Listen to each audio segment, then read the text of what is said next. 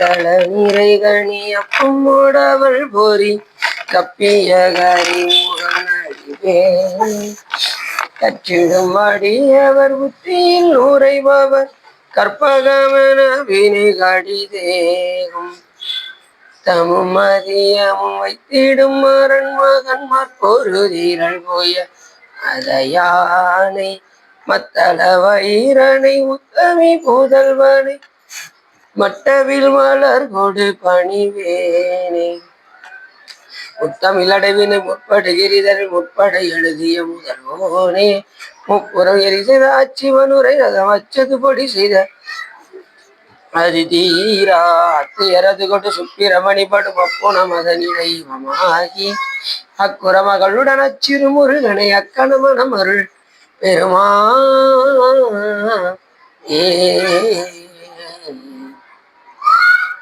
எந்தாயும் எனக்கருள் தந்தையும் நீ சிந்தாகுலமானவி தீத்தனையாள் கந்தா கதிவேலவனே உமையாள் மைந்தா குமரா மறைநாயகனே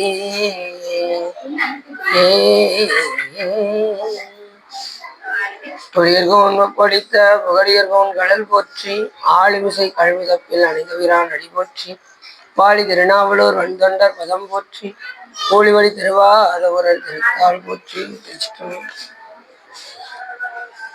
எல்லாம் அல்ல சிவகாமியம்பாளுடன் ஆகிய இதயசம்படி பெரும் கருணையினாலும் எல்லாம் வல்ல சிவகாமியம்பாளுடன் ஆகிய சகஸ்ரீங்க செல்வனுடைய பெரும் கருணையினாலும் சிவ தர்மோதரத்தில் என்று சிவஞான யோகவியல் பகுதி 4 பற்றி சிந்திப்பதற்கு திருவருளும் குருவரும் அடியாரர்களும் பற்றியுள்ளது. எப்பொழுதும் ஒரு பாடலை சிந்தித்து விட்டு செல்வோம். அதன் அடிப்படையில் என்று பனைக்கை உம்மத வேளம் முறித்தவன் நினைப்பவர் மனம் கோயிலா கொண்டவன் அனைத்து எழும்புமாம் அம்பலக்கூத்தனை திரைத்தெழுதும் மறந்து உய்வனோ என்று மிக அருமையாக பாடுகின்றார் நமது திருநாவுக்கரசர் பெருமான். என்ன சொல்ல வருகின்றார் என்று சொன்னால், பனை கை பனை எப்படி வளர்ந்து இருக்குமோ அதுபோல வேளமாகிய யானையுடைய துதிக்கை நீண்டு அதற்கு மும்மதம் சொரியும். கண்ண மதம், கை மதம், கோஷ மதம் என்கின்ற 3 மதம் அதற்கு சொரியும். யானைக்கு மதம் முடிச்சா என்ன தெரியுமா அவங்களுக்கு ஒரு வழி பண்ணிடும். இப்ப திருச்செந்தூர்ல கூட மதம் முடிச்சு 2 பேர் இறந்து போயிட்டாங்கன்னு பார்த்தோம். அப்படி இந்த கண்ண மதம் என்பது கன்னத்துல இருந்து ஒரு நீர் சுரக்கும் யானைக்கு. கை மதம் என்பது கண்களில் இருந்து நீர் சுரக்கும். கோஷ மதம் என்பது பிறப்புறுப்புல இருந்து ஒரு நீர் சுரக்கும். இதைத்தான் நம்ம மும்மதம் என்று நாம் கூறுவோம். விநாயகர் சொல்லும் போதும் மும்மதத்தை சொல்வாரு. சீதகலவ செந்தாமரைவும் பாதச்சிலம்பு பழகிசை வாட பொன்னரைஞானும் பூந்துகிலாடையும் வண்ணமருங்கில் வளர்ந்தளகிரிப்ப வேலை உயரும் பெரும்பாரக்கோடும் வேளமுகமும் விலங்கு செந்தூரமும் 5 கரமும் அங்குசபாசமும் நெஞ்சில் குடிகொண்ட நீலவேணியும் 4 வாயும் 4 இருபயமும் 3 கண்ணும் மும்மத சிவனும். விநாயகர் பெருமானுக்கு எத்தனை கண்ணு? 3 கண். சிவபெருமானுக்கு 3 முக்கண் தானே. அப்ப விநாயகர் பெருமான் வேற இல்லைங்கிறது நமக்கு தெரியும். முக்கண், 3 கண்ணும் மும்மத சிவனும், 3 நீர் மதனே சொல்லும். அதே மாதிரி இந்த பனைக்கை மும்மத வேளம் உரித்தவன்.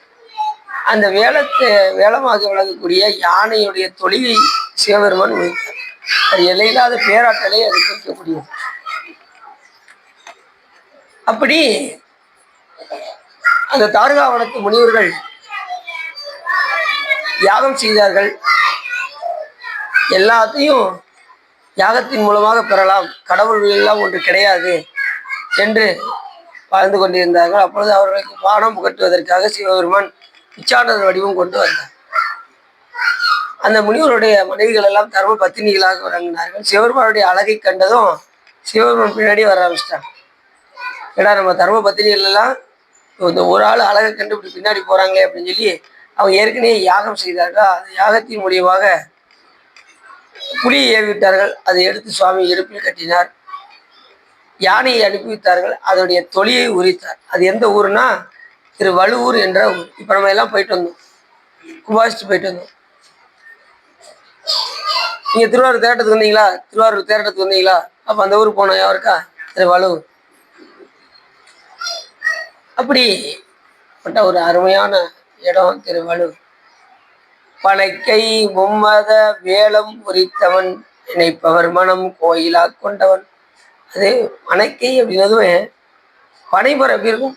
வளர்ந்துருக்கும். அது வளர்றதுக்கு ரொம்ப நாளாகும். பனையை வச்சவன் பார்த்துட்டு சாவான், தென்னையை வச்சவன் தின்னுட்டு சாவான்னு ஒரு பழமொழி இருக்கு, கேள்விப்பட்டிருக்கீங்களா?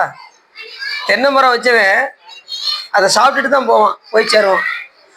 பனையை வச்சவே அடுத்த சந்ததி தான் வந்து அதை பார்க்கும். இதை வச்சுட்டு போயிடுவான். அது வளர்றதுக்கு நாளாகும். அது நடு நடு நடு நடு வளர்ந்து போகும். ஒரு சதையில யார் வச்சிருக்காங்களோ அதுக்கப்புறம் தான் இந்த சத்தையில் உள்ளவங்க பார்ப்பாங்க. அது நீளத்துக்காக சொல்லப்படுவது. பனைக்கை மும்மத வேலம் உரித்தவன். அப்படி வேலத்தினுடைய யானையுடைய தொழில் உரித்த பெருமானை நினைப்பவர் மனம் கோயிலா கொண்டவன். நினைச்சா போதும், சாமி உள்ளத்துல கோயிலா வந்துடும்.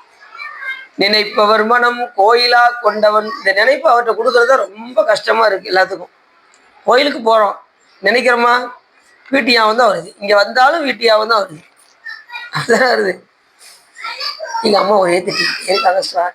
அதுதான் எனக்கு இப்போதைக்கு ஞாபகத்துக்கு வந்துக்கிட்டே இருக்கு. அப்படி நினைப்பு சாமிகிட்ட கொடுக்கறத ரொம்ப கஷ்டமா இருக்கு. நினைப்பவர் மனம் கோயிலா. நமக்கு எல்லா நினைப்பும் வருது.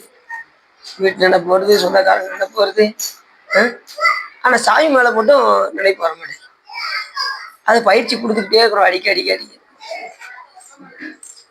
அந்த குரங்கு தட்டின மாதிரியே இது தட்டிக்கிட்டே இருக்கு. பரவாயில்லையே சார், இப்போ மகேஷ் டிவி வர வச்சாங்களே, ரொம்ப சந்தோஷம். சரி, இப்போ வர வச்சு ரொம்ப சந்தோஷம். திருவள்ளுவர் கூட்டிக்கிட்டு என்ன சார்? அப்படி பனைக்கை மும்மத வேலம் உரித்தவன் நினைப்பவர் மனம் கோயிலா. நினைச்சுக்கிட்டே வருவார். நினைச்சா கோயிலா வந்துடுவார். நினைக்கலன்னா வரமாட்டார். நீங்க கூப்பிட்டா தானே. இப்போ ஒரு விருந்தாள் வராங்க, வாங்கய்யா உள்ள வாங்கய்யா அப்படின்னு ஒரு சேரை போட்டு உட்கார வச்சா தானே அவர் உபசரிச்சா தானே வருவார். நம்ம நினைப்புக்கு இடமே கொடுக்கணும்னா எப்படி சாமி வருவார் சொல்லுங்க? இப்போ உள்ளத்துல இடம் கொடுக்கணும்ல. இடம் ஃப்ரீயா இருக்கு சாமி, அழகா வந்து இங்க வந்து உட்காரலாம் அப்படின்னு சாமிகிட்ட சொன்னாலும் உள்ள இடம் கொடுக்கணுமே. கொடுத்தா தானே சாமி வந்து உட்காருவேன். நம்ம நினைக்க ஆரம்பிச்சிட்டோம், உள்ளத்துல வந்து உட்காரு. அந்த அளவுக்கு சாமியோடு நாம் உணர வேண்டும். நினைப்பவர் மனம் கோயிலா கொண்டவன் அனைத்தெழுமாம் அனைத்து வேடமாம் அம்பல கூத்தனை தினைத்தொழுதும் மறந்து இவனோ. அனைத்து வேடமும் எல்லா வேடத்தையும் எடுக்கக்கூடியவர் செய்வான். அம்பலத்துல கூத்தாடுகின்ற பெருமான் எல்லா உலகங்களையும், அனைத்து வேடமும் அம்பல கூத்தன்னா எல்லா உலகத்தையும் கொண்டு நடுவில் இருந்து ஆட்சி புரியக்கூடிய இடம் சிதம்பரம். அங்க சுவாமி அம்பலத்தில் ஆடுகின்றான். அனைத்து வேடத்தையும் தாங்கி சிதம்பரத்தில் நடனம் ஆடுகின்ற காரணத்தினால் அனைத்து வேடமும் அம்பல கூத்தனை திரைத்தொழுதும் மறந்துயும். அது செய்கின்ற உபகாரத்தை கொஞ்சம் நேரம் கூட நம்ம என்ன செய்யக்கூடாது. திணையளவு கூட மறக்கக்கூடாது, கடுகளவு கூட மறக்கக்கூடாது. திணைத்தனையும் மறந்து உய்யணும். திணைத்தனைன்னா கடுகளவு கூட நம்ம என்ன செய்யக்கூடாது. செய்கிற உபகாரத்தை நம்ம மறக்கக்கூடாது. திணைத்தொழுதும் மறந்து உய்வனும். உன்னை மறந்தா நான் எப்படி உய்வு பெற முடியும்? உய்வனும் உய்வு பெற முடியாது. நினைச்சா உய்வு பெறலாம், நினைக்கிறாங்க உய்வு பெறலாம். அதனாலதான் மிகவே நினைவுங்கள் மிக்க எல்லாம் போக விடுமீன்கள்னாரே மாணிக்காசு. அந்த அளவுக்கு சாமியோட நம்ம ஒன்று. அதுக்கு பயிற்சி கொடுத்துக்கிட்டே இருக்கணும். அடிக்கடி சிவ சம்பந்தமாக இருந்துகிட்டே இருந்தா தான் நம்ம சாமியை நம்ம நினைப்பாலும் நினைக்க முடியும். அப்படி இல்லைன்னா நம்மளால நினைக்க முடியாது. எந்த நேரமும் குடும்பம், சூழ்நிலைகள் இதையே பத்தி சிந்திக்கிற இந்த மனசை கொஞ்சம் தூக்கி அப்படி எடுத்து வச்சுட்டு சாமியை சிந்திக்கக்கூடிய நிலைக்கு நம்ம உருவாக்கணும். இதை வந்து பயிற்சி கொடுக்கணும். அதுக்கு தான் நமக்கு என்ன பண்ணி வச்சிருக்காங்க அப்படின்னா, நம்மளுடைய அருளாளர்கள்லாம் இந்த சிந்தனையெல்லாம் மாற்றுவதற்காக நமக்கு பூஜைகள், அனுஷ்டானங்கள் போன்ற முறைகள் எல்லாம் நமக்கு கொடுத்திருக்கின்றார். காலையில ஒரு அரை மணி நேரம் இதுக்கு பயன்படுத்துறீங்கன்னு வச்சுக்கோங்க. கொஞ்சம் என்ன செய்வீங்க, உலகத்திலிருந்து கொஞ்சம் நீங்கி வருவீங்க. காலையில் 16 இடங்கள் திருநீர் பூசை, அனுஷ்டானம் பண்ண, ஒவ்வொரு இடத்துலையும் அதிதெய்வங்கள் நினைச்சு திருநீர் பூசை, ஜெபம் பண்ணும்போது சுவாமியை நினைக்க எப்படி 108 தடவை குறைஞ்சே ஜெபம் பண்ணுவீங்களா? அந்த நேரத்தில் எந்த சிந்தனையாக இருப்பீங்க? சிவ சம்பந்தமாக இருப்பீங்க, வேற எந்த சிந்தனையும் வராது. அதனால சுவாமி சிந்தனையோடு இருக்கும். ஒரு அரை மணி நேரத்தில் ஆரம்பிச்சு அப்புறம் கொஞ்சம் கொஞ்சமாக வழிபாடை கூட்டி எந்த கேப்லலாம் சுவாமி வழிபாடு பண்ணலாம். நீ ஃபோனில் பாடுறது, அடியாரெல்லாம் சச்சங்கமாக வச்சு ஒரு குழுவில் பார்த்தீங்கன்னா 48 பேர் அட்டண்டேத்தில் ஒன்று சந்திச்சு அது கூகுள் மீட்னு போட்டு 48 பேரும் பாடுறாங்க பார்த்துக்கோங்க. அப்போ எப்படி இருக்குன்னு பாருங்க. இப்போ அடியனுக்கு ஆசையாக தான் இருக்குது, கூகுள் மீட்டில் எடுத்து வச்சுட்டேன், ஆனால் டயம் கிடைக்க மாட்டேங்குது. இரவு எல்லாருமே உறங்க போகிற நேரத்தில் நான் எல்லாத்தையும் போய் எல்லாம் கூகுள் மீட்டுக்கு வாங்க அப்படின்னு சொல்ல இவருக்கு வேற வேலையே இல்லை போல தெரியுது. இந்த நேரத்தில் கூப்பிட்றவே தெரியலன்னு சொல்லி எல்லாம் ஐயாயிரம் சொல்லி மதிய நேரத்தில் கூப்பிடலாம் பார்த்தா எல்லாம் வேலையாக இருப்பாங்க. அதனால சரி நமக்கு வேலை இல்லைங்கிறதுக்காக மற்றவங்க என்ன செய்யக்கூடாது. சரி அவங்கவுங்க வாய்ப்பு கிடைக்கும் போது மற்ற அடியார்களோடு சேர்ந்து அந்த திருமுறைகளை பாடுங்க. நீங்களே எங்கள் கோயிலுக்கு வந்துடுறீங்க, கோயில் வந்து பாடுறீங்க, அப்படி தானே சார் வரீங்களா? 12 மணிக்கு காலையில் படிக்கலையா? அப்படியா? சரி இரவு படிக்கிறீங்க, இந்த சொற்பொழி இல்லாத நேரத்தில் படிக்கிறீங்களா? சரி வழக்கம் போல 7 மணிக்கு வருவோம் சார், 7:30 மணிக்கு முடிச்சுட்டு போயிடும். ஒரு மணி நேரமா பாடு. சரி பாடுங்க. அதனால தான் சொற்பொழி 2 நாள் வச்சிருக்கோம். அதுல சரிதானா? நீங்க நல்லா பாடட்டும். ஆமா ஆமா, அந்த ஜெராக்ஸ் பண்ணாலே போதும்.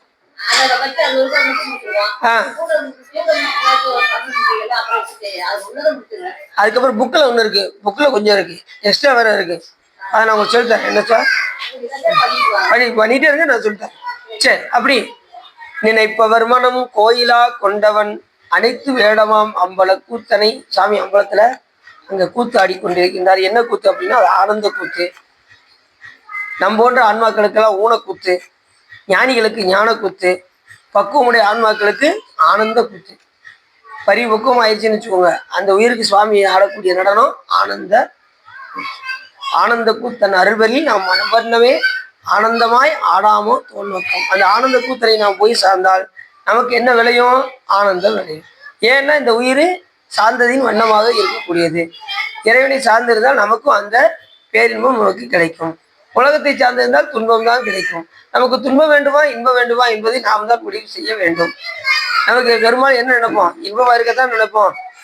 ஏன் என்ன காரணம்னா, ஏன் சாமி நினைக்க மாட்டேங்குது? உலகம் தான் நமக்கு அதிகமாக தெரியுதுன்னா இது எதுனாலும் உடனே கிடைக்குது. உலகத்துல எதுனாலும் ஈஸியா கிடைக்குதா? அதனால சாமி நமக்கு பெருசா தெரியல. இப்ப நீங்க சாமியில நீங்க ஒன்றி பாருங்களேன், உங்களுக்கு கேட்கறதெல்லாம் கிடைக்கும். நீங்க அதை அனுபவத்துல உணர்வீங்க. நீங்க சாமியோட ஒன்றி பாருங்க, இதுக்கு மேல சாமி கொடுப்பாரு. அது நம்மளால தாங்க முடியாத அளவுக்கு சாமி கொடுப்பாரு. பேரின்பத்துல திளைக்க விட்டுருவாரு சாமி. அந்த இன்பம் வந்து திகட்டாத இன்பம். இது உடனே திகட்டிடும் உலக இன்பம். இப்போ ஒரு அல்வா வாங்கினாலும் டக்குன்னு ₹1 கொடுத்து வாங்கி இன்பத்தை உடனே அனுபவிச்சிருங்க. அது வாய்க்கு உள்ள போற வரைக்கும் உள்ள போயிடுச்சு அதுக்கு அட்ரஸே வேற. நம்ம அதனாலதான் உடனே கிடைக்காதனால நம்ம இறை இன்பம் நமக்கு பெருசா தெரிய மாட்டேங்குது. நீங்க அந்த இன்பத்தை நீங்க அனுபவிச்சு பார்த்தாதான் அதை திருக்குலதேவரனர் யான் பெற்ற இன்பம் பெருகைய வையகம் தான் பற்றி நின்ற மறைப்பொருள் சொல்லிடின் ஊன் பற்ற உணர்வுறும் மந்திரம் தான் பற்ற தலைப்படும். அவரவர்கள் உணர்ந்து பார்த்தா தான் அதனுடைய அனுபவம் தெரியும். ஏன்னா இறைவன் வந்து அனுபவ பொருள், அறிகின்ற பொருள் அல்ல. சிவபெருமான் எப்போதுமே அனுபவ பொருள். அவனை அனுபவிக்க வேண்டும். கொஞ்சம் கொஞ்சமா துளி துளியா அனுபவிக்கணும். சாமி எப்படி அனுபவிக்கணும்? துளி துளியா. சிவனடியே சிந்திக்கும் திருப்பெருக்கு சிவஞானம் பவமதனில் அறமாற்றும் பாங்கினில் ஓங்கிய ஞானம் ஓமையில்லா கலைஞானம் உணர்வறிய மெய்ஞானம் தவமுதல்வர் சம்பந்தர் தாமுணர்ந்தார் அந்நிலையில் என்று சொல்வதற்கிணங்க சிவனடியே சிந்திக்கும் ஞானத்தை நம்ம பெற்றோம்னா, சிவத்தை அனுபவிக்க ஆரம்பிச்சிட்டோம்னா நமக்கு எல்லா விதமான ஞானமும் நமக்கு வந்தது. அபரம் ஞானம் என்கின்ற நூல் அறிவினால் கேட்கக்கூடிய அறிவும் அனுபவத்தினால் ஏற்படக்கூடிய பரஞானமும் நமக்கு கிடையாது. ஞானசம்பந்த பெருமானு அப்படி ஒரு சேர அமைஞ்சது. சிவனடியே சிந்திக்கக்கூடிய ஞானம் அவருக்கு கிடைச்சது. அந்த ஞானப்பாலை அறிஞ்சதும் அப்ப சிவனோடு ஒன்றுபட்டால் நமக்கு எல்லா விதமான ஞானமும் ஆனாக. அந்த அளவுக்கு நம்ம நினைப்பை கொண்டு போய் சாமி கிட்ட கொண்டு போய் கொடுக்கணும். நினைப்பவர் மனம் கோயிலா. சரி சொல்லிட்டு சொன்னாங்களா? சாப்பாடுலாம் எடுத்து வர வேண்டாம், நாளைக்கு எல்லாரும் சாப்பிட்டு 8 மணிக்கு அங்க வந்துரு. பாப்பா எது வைப்பாங்க? நினைப்பவர் மனம் கோயிலா கொண்டவன். இது நிறைய பேர் தட்டி தெரிய விடுது சார். நினைப்பவர் மனம் கோயிலா கொண்டவன் அனைத்து வேடமாம் அம்பலக்கூத்தனை திணைத்தொழுதும் மறந்து இவனும். தினைப்பொழுது கூட சாமி மறக்கூடாது. செய்கின்ற உபகாரம் அப்படி. காலையில எந்திரிச்சதுல இருந்து இரவு உறங்குறது வரைக்கும், ஏன் உறங்குனதுக்கு அப்புறமும் கூட இறைவன் தான் நம்மளை என்ன செய்யறாரு? பாதுகாக்கின்றார். நாம நிம்மதியை தூங்க போயிடுவோம். சிவபெருமான் தூங்குறதே இல்லை. அவர் நம்ம கருவிகரணங்களெல்லாம் பார்த்து வச்சிருக்காரு. காலைல முடிக்கும் போது எல்லா கருவியும் மறுபடியும் திருப்பி கொடுத்துறாரு. அப்படி சுவாமி உபகாரம் செஞ்சுக்கிட்டே இருக்கு. அப்படி இந்த பாட்டுல மிக அற்புதமா சொல்றாரு.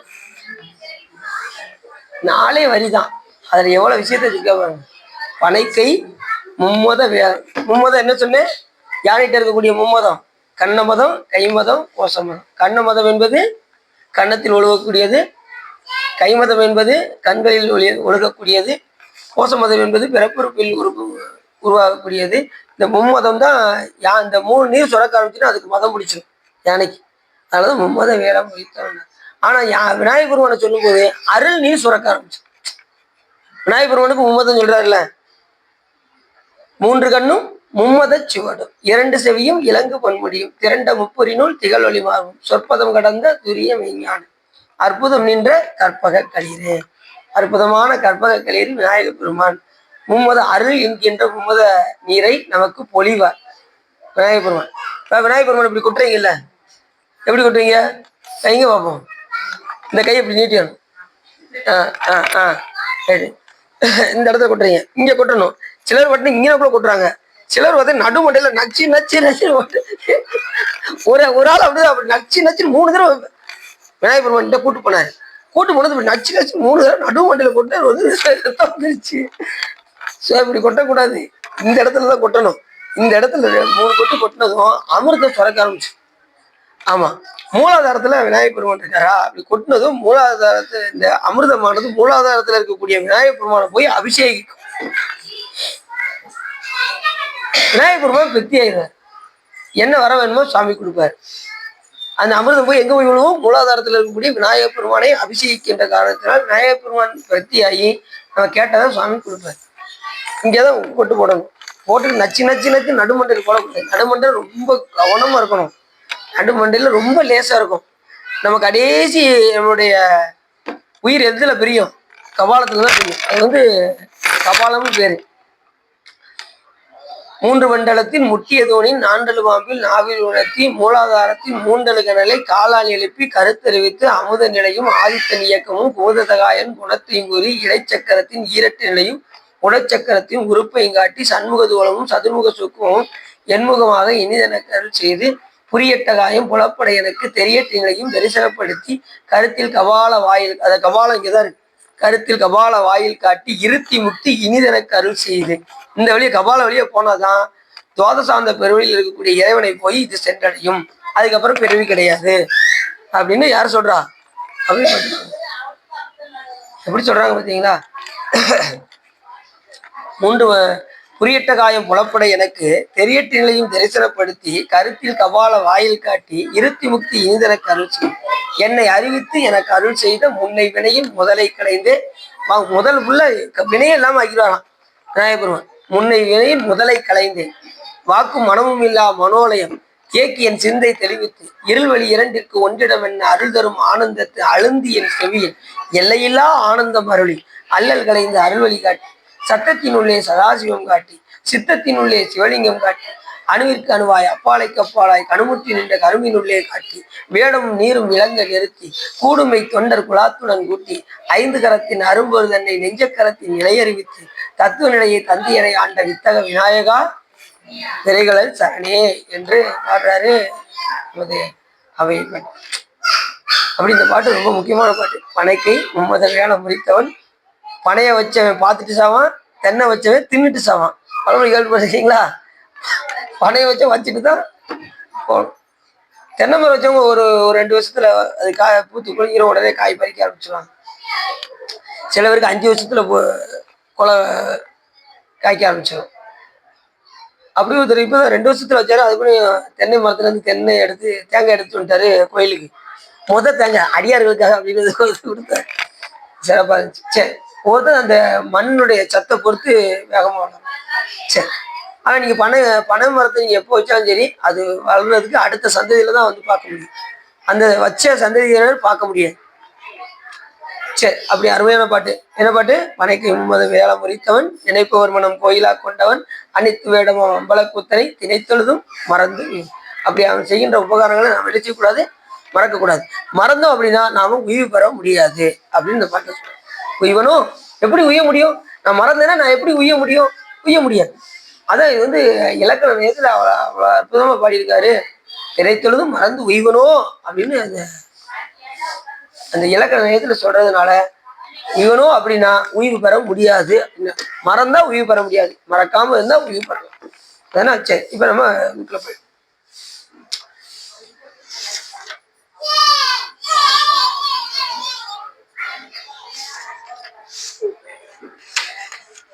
இங்க முடிச்சோம் போயிட்டோம்.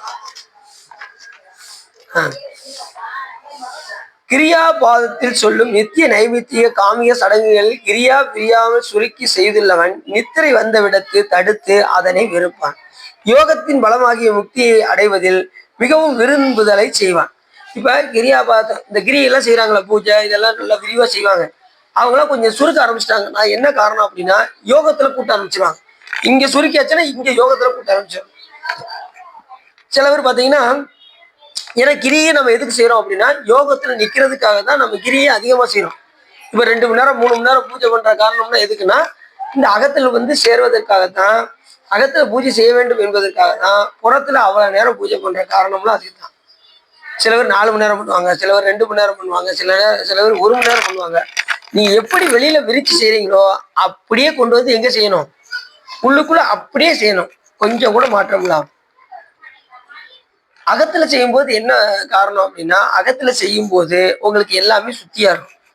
புறத்துல வந்து நீங்க என்ன செய்வீங்கன்னா எல்லாத்தையும் சுத்திப்படுத்தி தான் சாமிக்கு அபிஷேகம் ஆராதனை எல்லாம் பண்ணுவீங்க. ஆனா அகத்துல வந்து நீங்க எதுவுமே என்ன செய்ய வேண்டாம், சுத்தப்படுத்தவே வேண்டாம். எல்லா அகம் எப்பயுமே சுத்தமா தான் இருக்கும். நீங்க பூஜை முறைகள், அந்த தாமரையுடைய இலையை 8 இதழாக பிரித்து ஜீவனை சிவலிங்கமாக கொண்டு வந்து அகப்பூஜை செய்து எல்லா அபிஷேகம், நீங்க என்னென்ன அபிஷேகம் பண்ண நினைக்கிறீங்களோ அத்தனையும் பண்ணலாம் அகத்துக்குள்ள. இப்ப 100 பால் எவ்வளவு சுவா? 5 ரூபா. 1 லிட்டரு 50 ரூபா.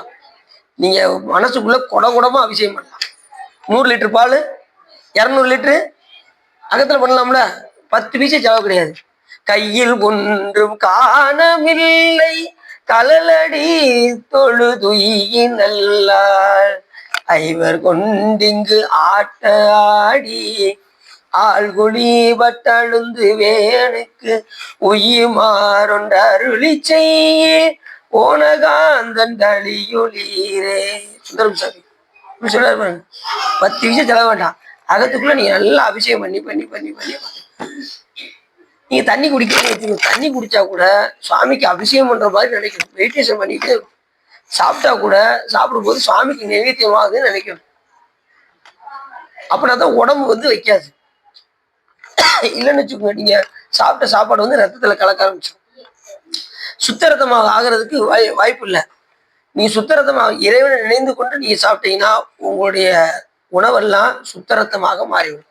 சுத்தரத்தமாக ஆயிடுச்சுன்னா நமக்கு நோய் வராது. எந்த ஒரு நோயும் பார்த்தீங்கன்னா ரத்தத்துல ஒரு பொருள் குறைந்தால் நமக்கு நோயாக வரும். அதனாலதான் ஊசி போடுவாங்க, பார்த்துருக்கீங்களா? எதுல போடுவாங்கன்னா உங்க ரத்தத்துலதான் போடுவாங்க ஊசி. நரம்புல போட்டோம்னா கரெக்டா எந்த நரம்புல குத்துனா அந்த என்ன நோய்க்கோ அது அந்த ரத்தத்தை போய் என்ன செய்யும், அது சுத்திப்படுத்தும்.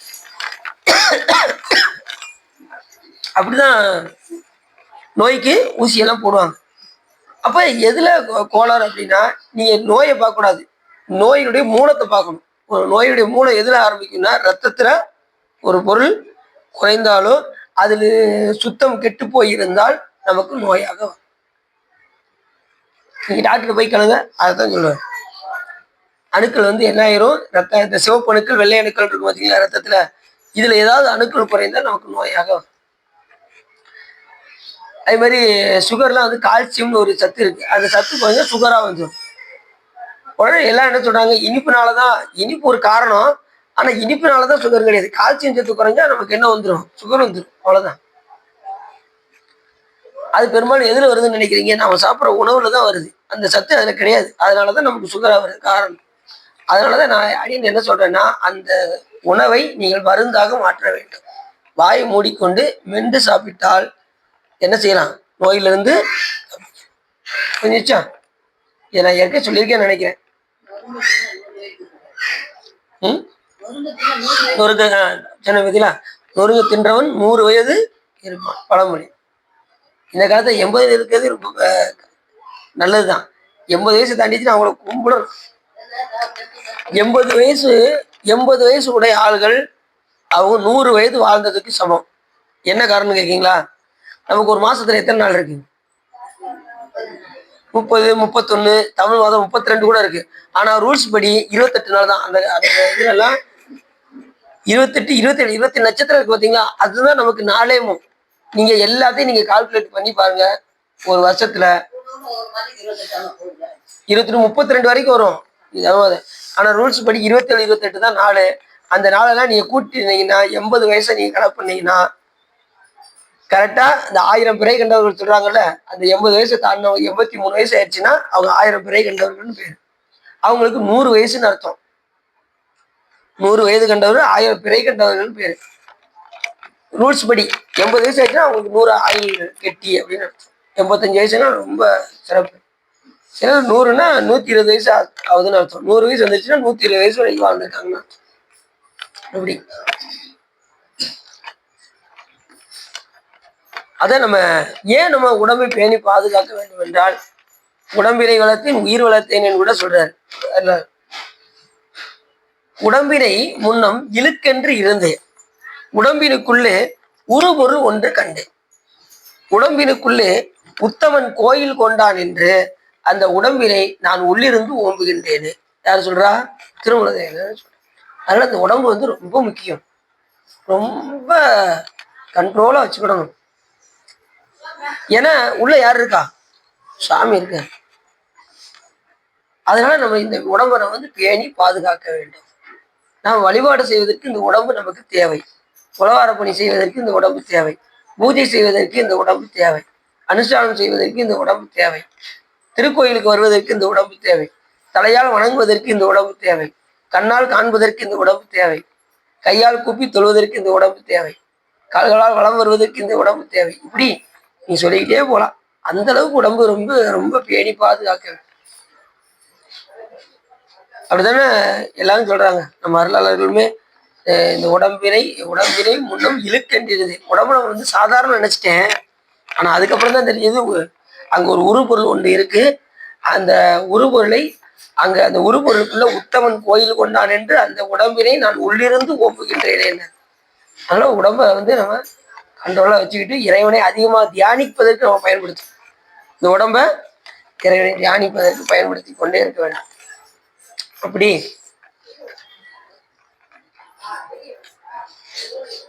இந்த கிரியா வந்து நம்ம விருச்சி செய்கின்றவர்கள் நான் காலப்போக்கில் என்ன செய்வாங்க, கொஞ்சம் சுருக்க ஆரம்பிச்சிருவாங்க. ஏன்னா அகத்துல கூட்ட ஆரம்பிச்சிருவாங்க, இங்க சுருக்க ஆரம்பிச்சிருவாங்க. எந்த அளவுக்கு நீங்க வெளியில செஞ்சீங்களோ அத்தனையும் நீங்க என்ன செய்யணும், உள்ளுக்குள்ள செய்து பழக வேண்டும். பயிற்சி எடுக்க வேண்டும். பயிற்சி இல்லாம எதுவுமே வராது. பூஜை முறைகள் எல்லாமே பயிற்சி எடுக்கணும். சும்மா 5 நிமிஷம் 10 நிமிஷத்துல முடிச்சுட்டு போற காரியம் கிடையாது. இது வந்து அதிகமாக இறைவனை எந்த அளவுக்கு நீங்க புறத்துல செய்றீங்களோ அதே டைம் 1 மணி நேரம் பண்றீங்கன்னா 1 மணி நேரம் இங்க அகத்துக்குள்ள பண்ணணும். சில பார்த்தீங்கன்னா உள்ளுக்குள்ள பல சிந்தனைகள் கனவுகள் எல்லாம் ஓடிக்கிட்டு இருக்கும் உட்காந்துக்கிட்டு. அப்படின்லாம் இருக்கும். நல்ல பூஜையில எந்த அளவுக்கு ஒன்றைகளோ அந்த அளவுக்கு சுவாமி அகத்துக்குள்ள உள்ள இருந்து வந்த விஷயம். அகப்பூஜை செஞ்சுட்டு தான் புறத்துக்கே போக முடியும். நீங்க புற பூஜை செய்யும் போது அகத்துல முதல் நாள் எப்படி நீங்க சிவ பூஜை பண்ணீங்களோ அதை அகத்துக்குள் நினைத்து கொண்டு அதுக்கப்புறம் தான் புற பூஜையில போக முடியும். அப்படி புற பூஜைக்கு போறதுக்கு முன்னாடி அகத்துல சுவாமிக்கு எல்லா அபிஷேகம் ஆராதனை எல்லாம் பண்ணி சுவாமி கிட்ட விண்ணப்பம் செய்யணும். பெருமானே எப்படி அகத்திற்குள் வந்து இளையருக்காக வந்து இறங்கி அருள் செய்தீர்களோ அதே போல புறத்தில் வந்து சிவலிங்க மூர்த்தத்தில் இருந்து சந்தோஷமாக இருந்து சாநித்தியமாக ரச்சித்து அருள வேண்டும் என்று சிவபெருமான்கிட்ட கேட்கணும் அகத்துக்குள்ள. அப்படின்னா புறத்துல சுவாமி வந்து அந்த சிவலிங்க மூர்த்தத்துல இருந்து மூர்த்திமானாக இருந்து நமக்கு அருள் செய்ய சிவபெருமான் தயாராக வந்து விடுவார். புரியுதா? புரியுதா? சாமியை பத்தி கேட்கும் போதே நமக்கு ஆனந்தமா இருக்கும். சிவ பூஜையெல்லாம் உள்ள போயிட்டீங்கன்னு வச்சுக்கோங்களேன், எண்ணில்லாத மகிழ்ச்சியை தருவார். நிறைய கிரியைகள்லாம் இருக்கு. நாங்க செய்யறது நம்ம சுருக்கமா தான் செய்யறோம். ஆனா சாமி சொன்ன முறைப்படி நாம பூஜை செஞ்சா கண்டிப்பா கண்ணீர் வராம இருக்கு. ஏன்னா அவ்வளவு விஷயம் இருக்கு சிவ பூஜை. அபிஷேகம் பண்றதுல இருந்து, ஆராதனை பண்றதுல இருந்து, 16 சோடசம் உபச்சாரம் பண்றதுல இருந்து, லட்சக்கால் தீபம் காமிக்கிறதுல இருந்து, பஞ்ச தீபம் காமிக்கிறதுல இருந்து, திருமுறைகள் பாடுறதுல இருந்து, இப்படி எண்ணில்லாத மகிழ்ச்சியை அடுத்தடுத்து. அப்புறம் சாமி பாட்டு பாடும்போது கையில ஒரு விசிறி வச்சுக்கணும். வெஞ்சாமரம் இருக்கு பார்த்தீங்களா, அப்படியே சாமிக்கு அப்படி வீசிக்கிட்டே திருமுறை பாடணும். எப்படி இருக்கும்? சாமி அப்படி ராஜாவா ஜம்முன்னு அப்படி உட்காந்துருப்பாரு பூஜையில. அப்படியே நம்ம எல்லையில்லாத மகிழ்ச்சியை சாமி கிட்ட தெரியும். வெண்சாமரம் வீசிக்கிட்டே தான் பாடணும் சாமிக்கு. ஏற்கனவே வெண்சாமரம் வீசிக்கிட்டு யார் வந்தா? சேக்கிலா சாமியை யானை மேல உட்கார வச்சு அனவாய சோழன் வெண்சாமரம் வீசிக்கிட்டு வந்தார். பெரிய புராணம் அரங்கேற்றம் பண்ணும்போது எவ்வளவு பெரிய சிறப்பு யோசிச்சு பாருங்க. அவர் இப்படி மன்னர் வந்து மந்திரிக்கு இப்படி செய்ய வேண்டிய அவசியமே இல்லை. ஆனா அவர் எழுதிய காப்பியம் பெரும் காப்பியம், பெரிய புராணம் என்னும் தொல்காப்பியம், திருத்தொண்டர் புராணம். அதனால அவரே பக்கத்துல இருந்து அவரே வெண்சாமரம் வீசிக்கிட்டு இருந்தாருன்னா அப்ப இந்த பெரிய புராணத்தை எவ்வளவு எப்படி சொல்லுங்க. அப்பேற்பட்ட சிறப்புடையது. ஏன்னா தொண்டர்கள் தம் பெருமை சொல்வதும் பெரிதே என்று சொல்வதற்கிறாங்க. அந்த அளவுக்கு சிறப்புடையது. அப்படி சாமிக்கு அப்படியே வெண்சாமரம் வீசிக்கொண்டே நாம பூசை பண்ணணும். இது உங்களுக்கு இப்ப நீங்க சிவ பூஜை பண்ணாதான் செய்யணுமா சுவா? அப்படி ஒரு ஆள் கேட்டாங்க. சிவ பூஜை பண்ணாதான் அந்த சாமரத்தை வச்சு வீசணுமா, இல்லைன்னா வீசக்கூடாதா? அது மாதிரி மயில் ரெக்கையில விசிறி இருக்கும், சாமிக்கு அதை வாங்கிக்கணும். வாங்கி தினசரி சுவாமிக்கு அப்படி வீசணும். நம்ம மட்டும் ஃபேன் இல்லாம இருக்குமா? உடனே ஃபேனை போடியா அப்பா, என்ன வைக்க நம்ம எப்படி சொல்றோம்? அதே போல நமக்கு என்னென்ன செய்யறோம் அதே மாதிரி சுவாமியும் நினைக்கணும். சாமிக்கு வெண்சாமரம் வீசணும். வெள்ளை வெள்ளையேன்னு இருக்கும் அந்த முடி எல்லாம் பார்த்தீங்கன்னா. வெண்சாமரம் மதுரையில் போனீங்கன்னா வாங்கிட்டு வந்துடலாம், விலை கம்மி தான். அது இது அது நைலான்ல செஞ்சிருப்பாங்கன்னு நினைக்கிறேன். அது நல்லா இருக்கும். அது சாமிக்கு வீசுறதுக்கு ரொம்ப அருமையா இருக்கும் சாமரம். அப்படி 16 சோடச உபச்சாரம் சாமிக்கு ஒவ்வொரு தீபங்களாக காமிக்கிறது, லட்சக்கால் காமிக்கிறது, பஞ்ச தீபம் காமிக்கிறது, ஒத்த தீபம் காமிக்கிறது, இப்படி எல்லா சிறப்பும். சாமிக்கு கிரீட வைக்கிறது, சாமிக்கு அபிஷேகம் பண்ணி அலங்காரம் செய்வது, அது ஒரு கலை. சாமியை உன்னை சிங்காரித்து உனது அழகு பாராமல் என்னை சிங்காரித்து இடர்பட்டேன், உன்னை அறிவரையே நினையும் அன்பிலேருக்கு நின் தாழ் தருவையோ சொக்கனாதான். விஞ்ஞான சம்பந்தர் சொல்றாரு.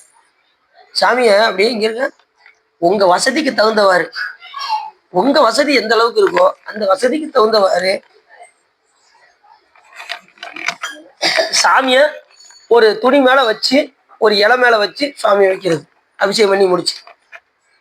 சில பேர் வெல்வெட்டு துணி வச்சு சாமிக்கு தச்சு வெல்வெட்டு துணியில அப்படி ஜம்முன்னு பஞ்சு போன்ற மெத்தையில வச்சு உட்கார வைப்பாங்க. அவங்க வசதிக்கு தகுந்தவாறு. இல்லப்பா நான் பஞ்சு மெத்தையில வச்சாதான் நான் அருள் செய்வேன் அப்படிலாம் கிடையாது. சாமி எளிமையா வச்சா கூட ஒரு இலை மேல தூக்கி ஐயா வச்சாச்சுனாலே சாமி எளிமையா முடியும், அருள் கொடுக்கறதுக்கு தயாரா இருக்கு. நம்ம மனம் வந்து பூஜை பண்ணணும், அதுலதான் விஷயம்.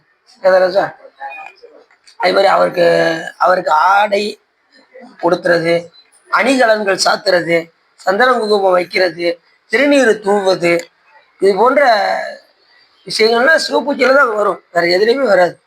அதனால சீக்கிரம் எல்லாரும் சிவ பூஜை எடுக்கிறதுக்கு முயற்சி பண்ணுங்க. சிவராத்திரிக்கு அடியன் தீட்சை வாங்க கூட்டு போறேன். இப்போதைக்கு 4 பேர் கொடுத்துருக்காங்க. சிவராத்திரிக்கு தீட்சை எடுக்க அடியன் கூப்பிட்டு செல்லுகின்றேன். வரும் நபர்கள் பேர் கொடுக்கவும். 3 பேர் சமய தீட்சையும், ஒருத்தர் வந்து சிவ பூஜையும் எடுக்க போறாங்க. தேவார மடத்துல ஒரு நாள் தான் பேசுனேன் தீட்சையின் சிறப்புகள்னு, உடனே 3 பேர் கொடுத்துட்டாங்க. இன்னைக்கு ஒரு ஆள் போன் போட்டு சிவ பூஜை எடுக்கணும்யா அப்படின்னு சொல்லி, எந்த ஊர்லன்னா நம்ம மூவரை வென்றால ஒரு செய்யுங்க.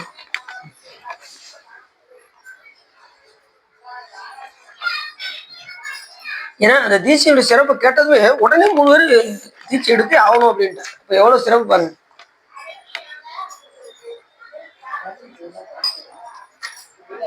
என்னன்னா தீட்சையுடைய அந்த அருமைகள் தெரியாதனால, ரெண்டாவது அவங்களுக்கு அந்த வினைப்பயன் கூட்டி வைக்கணும். அதுலயும் இருக்கு விஷயம். அவங்களுக்கு ஆர்வமா தான் இருப்பாங்க. அந்த சூழ்நிலைகள் வந்து சுற்றுப்புற சூழ்நிலைகள் எடுக்க விடாம தடுக்கணும். அந்த வினைப்பயன் நீங்கிச்சுன்னா சுவாமி உடனே கொடுக்க ஆரம்பிச்சிரு. எதுக்கு நீங்க இந்த சொல்லி பாருங்க சார், சிவராத்திரிக்கு சொல்லி பாருங்க. சரிங்க, அடிக்கணும் பேசவா, பேசி பார்க்கவா, சரி பார்ப்போம் பார்ப்போம். சரி, திருவள்ளுவர் கோட்டை கிட்டோம். அது மாதிரி வேற யாரும் இருந்தா சொல்லுங்க. சந்திரமேஸ்வரன் எடுத்துருவோமா? சரி, எல்லாருமே யோசிச்சீங்க. அப்படி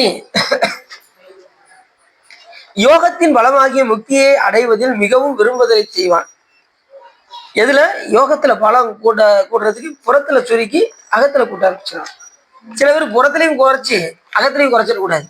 இதுல கூட்ட ஆரம்பிச்சுன்னா அதுல செய்யிக்கிட்டு இதுல அதிக பலப்படுத்திக்கலாம். யோகத்துல பலம் ஏறுவதுதான் நம்ம சாதனத்தினுடைய சிறப்பு. அந்த இதுல வந்து பாத்தீங்கன்னா சிங்கார போத சூத்திரத்துல முதல் 3 சூத்திரம் பதிபசு பாசம், 2வது 3 சூத்திரம் பிரமாண இயல், கடவுள் ஒன்று உண்டு, உயிர்கள் ஒன்று உண்டு, பாசம் என்பது உண்டு அப்படின்னு சொல்றது பிரமாண இயல். அடுத்த 3 இலக்கணம், 3 வந்து சாகசம். பிரமாண இயல், அது இலக்கண இயல். அடுத்து அது பசியினுடைய இலக்கணம் என்ன, பாசத்தினுடைய இலக்கணம் என்ன, பதியினுடைய இலக்கணம் என்னங்கிறது அடுத்த 3 சூத்திரம். அதுக்கு அடுத்து 3 சூத்திரம் சாதனையியல், இந்த உயிர் என்ன சாதனை செய்ய வேண்டும். அடுத்து கடைசி 3 சூத்திரம் பயனியல், சாதனை செஞ்சா என்ன பயன் கிடைக்கும். அதான் கடைசி 3 சூத்திரம். அத சொல்லும்போது அழகு. தம் முதல் குருவுமாய் தவத்தினில் உணர்த்த விட்டு. எப்ப குருநாதர் வருவாரு? தீட்சை கொடுக்க எப்ப வருவாரு குருநாதர்? தம் முதல் குருவுமாய் தவத்தினில் உணர்த்த விட்டு. தவம் செய்தால் சிவம் வரும், தவம் செய்யலைன்னா சிவம் வராது. இது உங்களுக்கு அதுதான் அடிக்கடி சிவ சம்பந்தமாவே இருந்தோம்னா சுவாமி என்ன செய்வாரு? குருவா வந்துருவாரு. தவத்தினில் தம் முதல் குருவுமாய் தவத்தினில் உணர்த்த விட்டு அந்நியமின்மையின் அரண்களல் செல்லுமே. 50 வேடரின் அயந்தனை வளர்ந்தனை. சிவபெருமன் ராஜா, நாமெல்லாம் யாரு? சிவபெருமனுடைய புத்திரர்கள். ஆனா நாம என்ன செஞ்சுக்கிட்டு இருக்கோம்? வேடரோட பழக்கமாகி வேடரோட சுத்திக்கிட்டு இருக்கோம். நம்ம இருக்க வேண்டிய இடம் எது? நம்ம இளவரசரா அரண்மனையில சுகபோகமா இருக்க வேண்டிய நாம வேடர்களோட பழகி அவங்களோட சேர்ந்துக்கிட்டு நாம துன்பப்பட்டுக்கிட்டு இருக்கோம். சாமி வந்து கூப்பிடாரு, இப்பா வாப்பா நீ இளவரசன்பா அப்படின்னு சிவபெருமான் நம்மள கூப்பிடுறாரு. ஆனா நாம என்ன செய்யறோம்? போறோம், மறுபடியும் வாசனோட தாக்கத்தின் காரணமா மறுபடியும் வேடர்கிட்ட போய் கொள்ளுகிறோம். அது 50 வேடரின் அயந்தனை வளர்ந்து அவன் போய் சேர்ந்ததுனால அயர்ந்துட்டோம். 50 வேடரின் வளர்ந்து அயர்ந்துட்டோம். அங்க போய் வளர்ந்து, எங்க போய்? வேடரோடு சேர்ந்து போய் வளர்ந்து அயந்தனை. தம்முதல் குருவுமாய் தவத்தினில் உணர்த்து. இதெல்லாம் வந்து சாதனைகள். இந்த உயிர் செய்ய வேண்டிய குருவர்கள் பெற்று செய்ய வேண்டிய காரியங்களை எல்லாம் செய்ய வேண்டும். திருப்பணிகள் செய்ய வேண்டும், தவத்தை செய்ய வேண்டும். தவம் என்பது சரியை கிரிய யோகம் ஞானம். சரியை சொல்லும் போதே 2வது சரியை சொல்லுவோம், 2வது கிரியை சொல்லுவோம், 3வது யோகம் சொல்லுவோம்ல. இந்த கிரியும் யோகத்தையும் சேர்த்து சொல்லணுமா, கிரியா யோகம்னு சொல்லணுமா. ஏன்னா நம்ம பூஜை பண்ணும்போது கிரிய யோகம் 2 சேர்ந்து வந்துடும். அக பூஜையும் புற பூஜையும் சேர்ந்து வருமா, அதனால கிரியா யோகம் சொல்லணும். இதனால நமக்கு என்ன உண்டாகும்? ஞானம் விளையும். ஞானம் வராது, ஞானம் விளையும். இது செய்தால் ஞானம் விளையும். பல்வேறு பிறவிகளில் சிவபுண்ணியம் செய்ய செய்ய செய்ய செய்ய அது தேங்கி நிற்கும். குருநாதருடைய பார்வைப்பட்டதும் அது வெளிப்பட்டு தோன்ற ஆரம்பிச்சிடும். எது? ஞானம். சூரியாந்த கல்ல சூரிய ஒளிப்பட்டதும் எப்படி அது நெருப்பு பொறியை கக்குகின்றதோ அதே போல குருநாதருடைய பார்வைப்பட்டதும் நமக்கு என்ன உண்டாகும்? குருநாதர் பார்வைப்பட்டதும் நமக்கு ஞானம் விலைக்கு தோன்ற ஆரம்பிச்சிடும். அவ்வளவுதான். இப்ப குருநாதர் அட்டண்டயத்திலே நமக்கு 3 தீட்சை, நயன தீட்சை, ஸ்பரிச தீட்சை, திருவடி தீட்சை கொடுப்பேன். இந்த மீன் என்ன செய்யும்? முட்டையை பொறிச்சுட்டு போயிடும். அதுக்கப்புறம் கண்ணில் பார்க்கும் பாருங்க, பார்த்த மாத்திரத்துல அது முட்டையை பொறிக்க ஆரம்பிச்சிடும். முட்டை அதுதான் குருநாதர் நமக்கு கொடுக்கக்கூடிய நயன தீட்சை, சச்சி தீட்சைன்னு பேரு. பார்வையினால கொடுக்கறது. ஆமை என்ன செய்யும் அப்படின்னா, ஒரு இடத்துல முட்டையை போட்டு வந்துடும். கொஞ்ச நாள் கழிச்சு நம்ம இந்த அங்க முட்டையை போட்டோம்ல அப்படின்னு நினைக்கும் பாருங்க, அந்த நேரத்துல அது குஞ்சு பொறிக்க ஆரம்பிச்சிடும். அது வந்து நமக்கு நயன தீட்சை, சச்சி தீட்சையும், இது வந்து ஸ்பரிச தீட்சை நினைச்சு கொடுக்குறாங்க பார்த்தீங்களா. அதுக்கப்புறம் திருவடி சூட்டுவது திருவடி தீட்சை. அது மாணிக்கவாச பெருமான் கிடைச்சது, அப்பசாமிகளுக்கு கிடைச்சது. அவங்களாம் கேட்ட மாத்திரத்திலே சிவபெருமான் கொடுத்தாரு. அதனால குருவர்கள் பெறுவது நம்ம காலகாலத்துல குருவர்கள் பெற்று நாம இந்த பூஜைகளெல்லாம் நாம ஒன்ற வேண்டும். அதுதான் முழுக்க முழுக்க யோகவியல். இந்த இயல் முழுவதுமே நம்ம சிவஞான தானவியல் பார்த்தோம். இது வந்து சிவஞான யோகவியல். தானம் என்ன செய்யணும், நல்லது செஞ்சா என்ன பயனு, கெட்டது செஞ்சா என்ன பயனு, அதெல்லாம் ஏற்கனவே நம்ம பார்த்தோம். எதெல்லாம் செய்யக்கூடாது, எதெல்லாம் செய்யணும் பார்த்தோமா பார்க்கலையா? இப்போ இது வரைக்கும் எவ்வளோ பார்த்துருக்கோம் சிவ தர்மோத்தரத்துல. குடும்ப அளவுக்கு இந்த தர்ம நூல்களை நீங்க கேட்டதுனால நீங்க குடும்ப அளவுக்கு என்ன ஆயிருப்பீங்க, தீயதுல இருந்து நீங்க தவிர்த்திருப்பீங்க. அதான் இந்த நூலுடைய சிறப்பு. தீயதான் தவிர்த்து விதித்தன செய்தலும் விளக்கியன ஒளிதலும் என்ற அந்த அடிப்படை இந்த சிவ தர்மோத்தரத்தை கேட்டால் நமக்கு வரும். விதித்தன செய்தலும் விளக்கியன ஒளிதலும். யோகத்தின் பலமாகி முக்தியை அடைவதில் மிகவும் விரும்புதலை செய்வான். தன்னிடத்தில் பொருந்திய விடயங்களில் பற்றுதல் இல்லா ஒளிந்து உள்ளான் என்றும்படி சொல்லப்பட்ட இத்தன்மையரே இவ்யோக சாதனை செய்யும் பயனை பெறுவார். அப்படி அகத்துல யாரு கூட்டுகின்றார்களோ அவர்களே சாதனை செய்யக்கூடிய பயனை பெறுகின்ற உயிர்கள் அப்படின்னு சொல்றாரு. சாதகன் பதுவம் முதலாகிய 64 ஆதனத்தில் ஒன்றை பொருந்தி அதனுள் தனக்கு இயன்றதாகிய ஒரு ஆதனத்தில் இருந்து சிவன் உபயால் தட்சிணாமூர்த்தி இவர் ஒருவர் பாதமாதல் புத்தியினால் தியானித்து ஒளிந்தவாறு தோத்திரம் செய்து யோகத்து தகவல் வாராமல் செய்க. முதல்ல சுவாமியை வணங்கி, இப்ப யோகத்துக்கு போறவங்க தட்சிணாமூர்த்தியை வணங்கிட்டு தான் என்ன செய்யணுமா, யோக நெருக்கி போகணுமா. இல்லைன்னா யோக நெருக்கி சிக்காதான். சுவாமி அம்பாவோடு சேர்ந்து தட்சிணாமூர்த்தியுடைய இதையும் தியானிக்கணும். தியானிச்சுட்டு அதுக்கப்புறம் அவங்க செய்யக்கூடிய எந்த மூர்த்தத்துல ஒன்றுகின்றார்களோ, சிவலிங்க மூர்த்தத்துல தான் நம்ம அருளாளர்களால் சொல்லக்கூடிய கருத்து என்னன்னா, நீங்க தியானிக்கக்கூடிய பொருள் குறி எதுவென்றால் சிவலிங்க மூர்த்தம். மறந்துடக்கூடாது. நீங்க தியானிக்கக்கூடிய மூர்த்தது சிவலிங்க மூர்த்தத்துல எந்த நேரமும் சிந்தனை பண்ணிக்கிட்டே இருக்கணும். ஏன் அப்படின்னா, நீ தனியா நீங்க நடராஜரையோ இல்ல இது தட்சிணாமூர்த்தியோ இல்ல காலசம்காரமூர்த்தியோ இல்ல காமசம்காரமூர்த்தியோ இல்ல சரங்கர சம்காரமூர்த்தியோ இல்ல திரிபாத மூர்த்தியோ ஏகவாத மூர்த்தியோ, இப்படி இந்த மூர்த்தத்தை காட்டினோம் 25 மகேஸ்வர மூர்த்தங்களை காட்டினோம் சிவலிங்க மூர்த்தத்தில் ஒன்றுபடுவதுதான் சிறப்பு. நிச்சா எதுல ஒன்றணும், சிவலிங்க மூர்த்தம். அதனாலதான் தீட்சை எடுக்கும்போது சிவலிங்கத்தை கொடுக்காங்க. இப்ப எனக்கு நடராஜர் ரொம்ப பிடிச்சிருக்குங்க, எனக்கு நடராஜரை கொடுத்துருக்கு கொடுக்க மாட்டாங்க. 25 மகேஸ்வர மூர்த்தத்தை நடராஜ மூர்த்தம். அந்த 6 காலத்துல வர்றதா சுத்த சிவம். புரியுது அவங்களுக்கு? மற்ற நேரத்துல அந்த இடத்துல ஸ்ரீகண்ட பரமேஸ்வரர். அதனால நமக்கு எனக்கு இந்த மூர்த்தம் எனக்கு ரொம்ப பிடிச்சிருக்கு, எனக்கு முருகப்பெருமான் மூர்த்தம் ரொம்ப பிடிச்சிருக்கு, எனக்கு அதுல எனக்கு சிவபூஜை கொடுங்கன்னா கொடுக்க மாட்டாங்க, சிவலிங்கத்துல தான் கொடுப்பாங்க. எல்லா மூர்த்தமுமே மகேஸ்வர மூர்த்தத்தோட விநாயகர் முருகனும் எதில் வந்துருவாங்க, 25 மகேஸ்வர மூர்த்தத்துல. அதனால நாம நினைக்கக்கூடிய மூர்த்தம் என்ன மூர்த்தம், சிவலிங்க மூர்த்தம். இந்த உலகமே சிவலிங்க வடிவத்துல தான் இருக்கு. இந்த உலகமே, இந்த உடம்பும் அப்படித்தான் சிவலிங்க வடிவத்துல தான் இருக்கு. அதனால நம்ம சிவலிங்கத்தை தான் என்ன செய்யணும், எந்த நேரமும் தியானம் செய்து கொண்டே இருக்க வேண்டும். புத்தியினால் தியானிக்க வேண்டும். கையும் காலும் குறுக்கே வைக்க, கையும் காலம் வச்சுக்கணும். அது எவ்வாறின் வலது காலை இடது தொடைக்கு இந்த வலது காலத்துக்கு இப்படி இடது தொடையில அப்படி வைக்கணும். இதுதான் தியானிக்கிறதுக்குரிய முறை. வலது காலை தூக்கி இடது காலில் வைக்க. பார்த்துட்டீங்களா? அடியில் உட்காந்து இப்படிதான் நீங்க உட்காந்து பூஜை பண்றீங்க. சரி, அது உட்கார பார்த்தீங்களா டக்குன்னு இப்படிதான் உட்காரணும். இப்படி உட்காந்தா நல்லா தெரிஞ்சுக்கோங்க. இப்படி உட்காந்தா நீங்க நல்லா குனியலாம். குனிஞ்சு பாருங்க, நல்லா எவ்வளவு நேரம் குனியலாம். நீங்க சாதாரண சமணம் கூட்டி உட்காருங்க, உங்களால குனிய முடியாது. அப்படிதான் நீ வச்சு பாருங்க. நீ வீட்டுல யாரும் இல்லாத போது கதவை பூட்டிருங்க, வச்சு பாருங்க. யாரும் உள்ள வரக்கூடாது, லாக் அப்படின்ட்டு ட்ரை பண்ணி பாருங்க. அது வேற சுத்தி இது தலைவணியெல்லாம் வச்சுக்கோங்க, கீழே விழுந்துடக்கூடாது. அது வேற தூக்கி வைக்கிறேன். சரி, அப்படி வலது பாதத்தை தூக்கி மேல வைக்கணும். தியானிக்கிறதுக்கு இதுதான் சிறப்பானது. ஆசனம் கொடுக்கணும்ல, ஆசனம் வந்து ரொம்ப முக்கியம். தியானிக்கிறதுக்கு ஆசனம் ரொம்ப முக்கியம். வலது காலை இடது தொடைக்கு வைத்து அதன் மேலே மடியிலே இடது கையை முதல் வைத்து, இடது கையை இங்க வச்சு அதன் மேல் வலது புறங்கை பொருந்த வைத்து, இந்த இருக்குல்ல இப்படி வலது கையை அதுக்கு மேல பொருந்த வைத்து, சிலர் இப்படி வைப்பாங்க, இப்படி வைப்பாங்க, சில பேர் இப்படியும் வைப்பாங்க. இப்படி இப்படி வச்சு இப்படியும் வைப்பாங்க. இப்படி வச்சு வைப்பாங்க, இல்லை இப்படி வச்சு வைக்கலாம். இப்படி கீழே வச்சு தியானிக்கணும். புரிஞ்சுச்சா? ஆசாதிச்சோம் வச்சு ட்ரை பண்ணிப்பாங்க. இவர் சொல்லிக்கிட்டே இருக்காரு, இப்படி வைப்போமா இல்லை இப்படி வைப்போமா, அப்படி வச்சு ட்ரை பண்றான். சரி, அவங்க இப்பயும் கடைபிடிக்க ஆரம்பிச்சாங்க. இப்ப நீங்க நான் இன்னைக்கு போய் பாருங்க, நான் செஞ்சு பாக்குறேன்னா இல்லையா மட்டும் பாருங்க அப்படின்னு.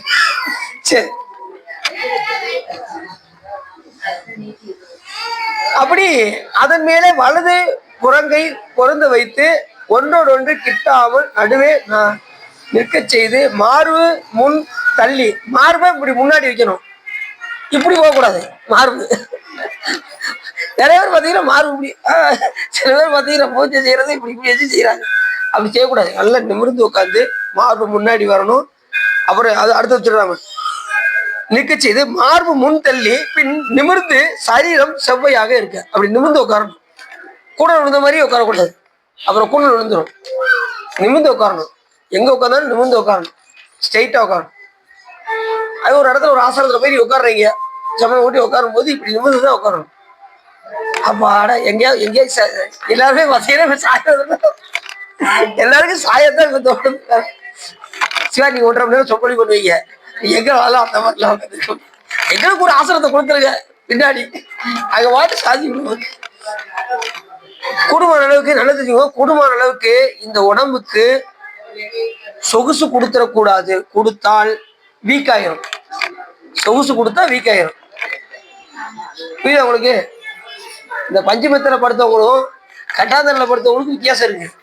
கட்டாந்தரில் படுத்தவங்க இப்படி ஸ்ட்ரெயிட்டா இருப்பாங்க, பஞ்சமெத்தனை படுத்தவங்க புரியுவாங்க.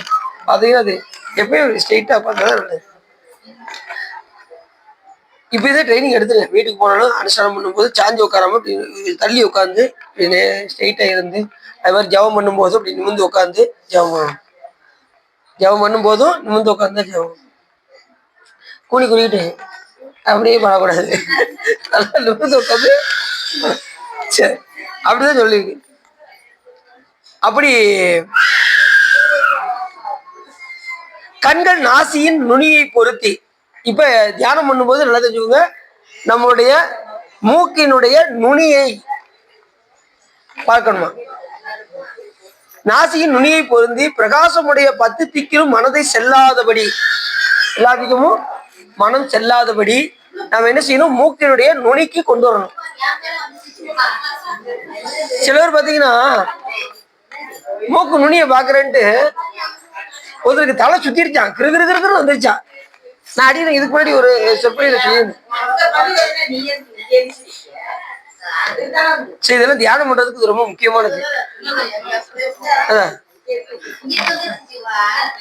தியானம் செய்யும் போது உங்களுடைய மூக்குடைய நுனியை இப்படி பார்க்கணும்.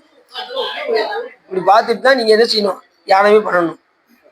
சில பேர் என்ன செய்யணும், இப்படி புருவ மத்தியை பார்ப்பாங்க. அது ஆஞ்சா சக்கரம், அதுக்கு மேல போறது. முதல்ல மூக்கினுடைய நுனியை தான் நம்ம என்ன செய்யணும், பார்க்கணும். அதாவது கண்கள் நாசியின் நுனியை பொருந்தி பிரகாசமுடைய 10 திக்கிலும் மனம் செலுத்தாதபடி மனத்தை அத்தனையும் இங்க அடக்கி கொண்டு வந்துடும்.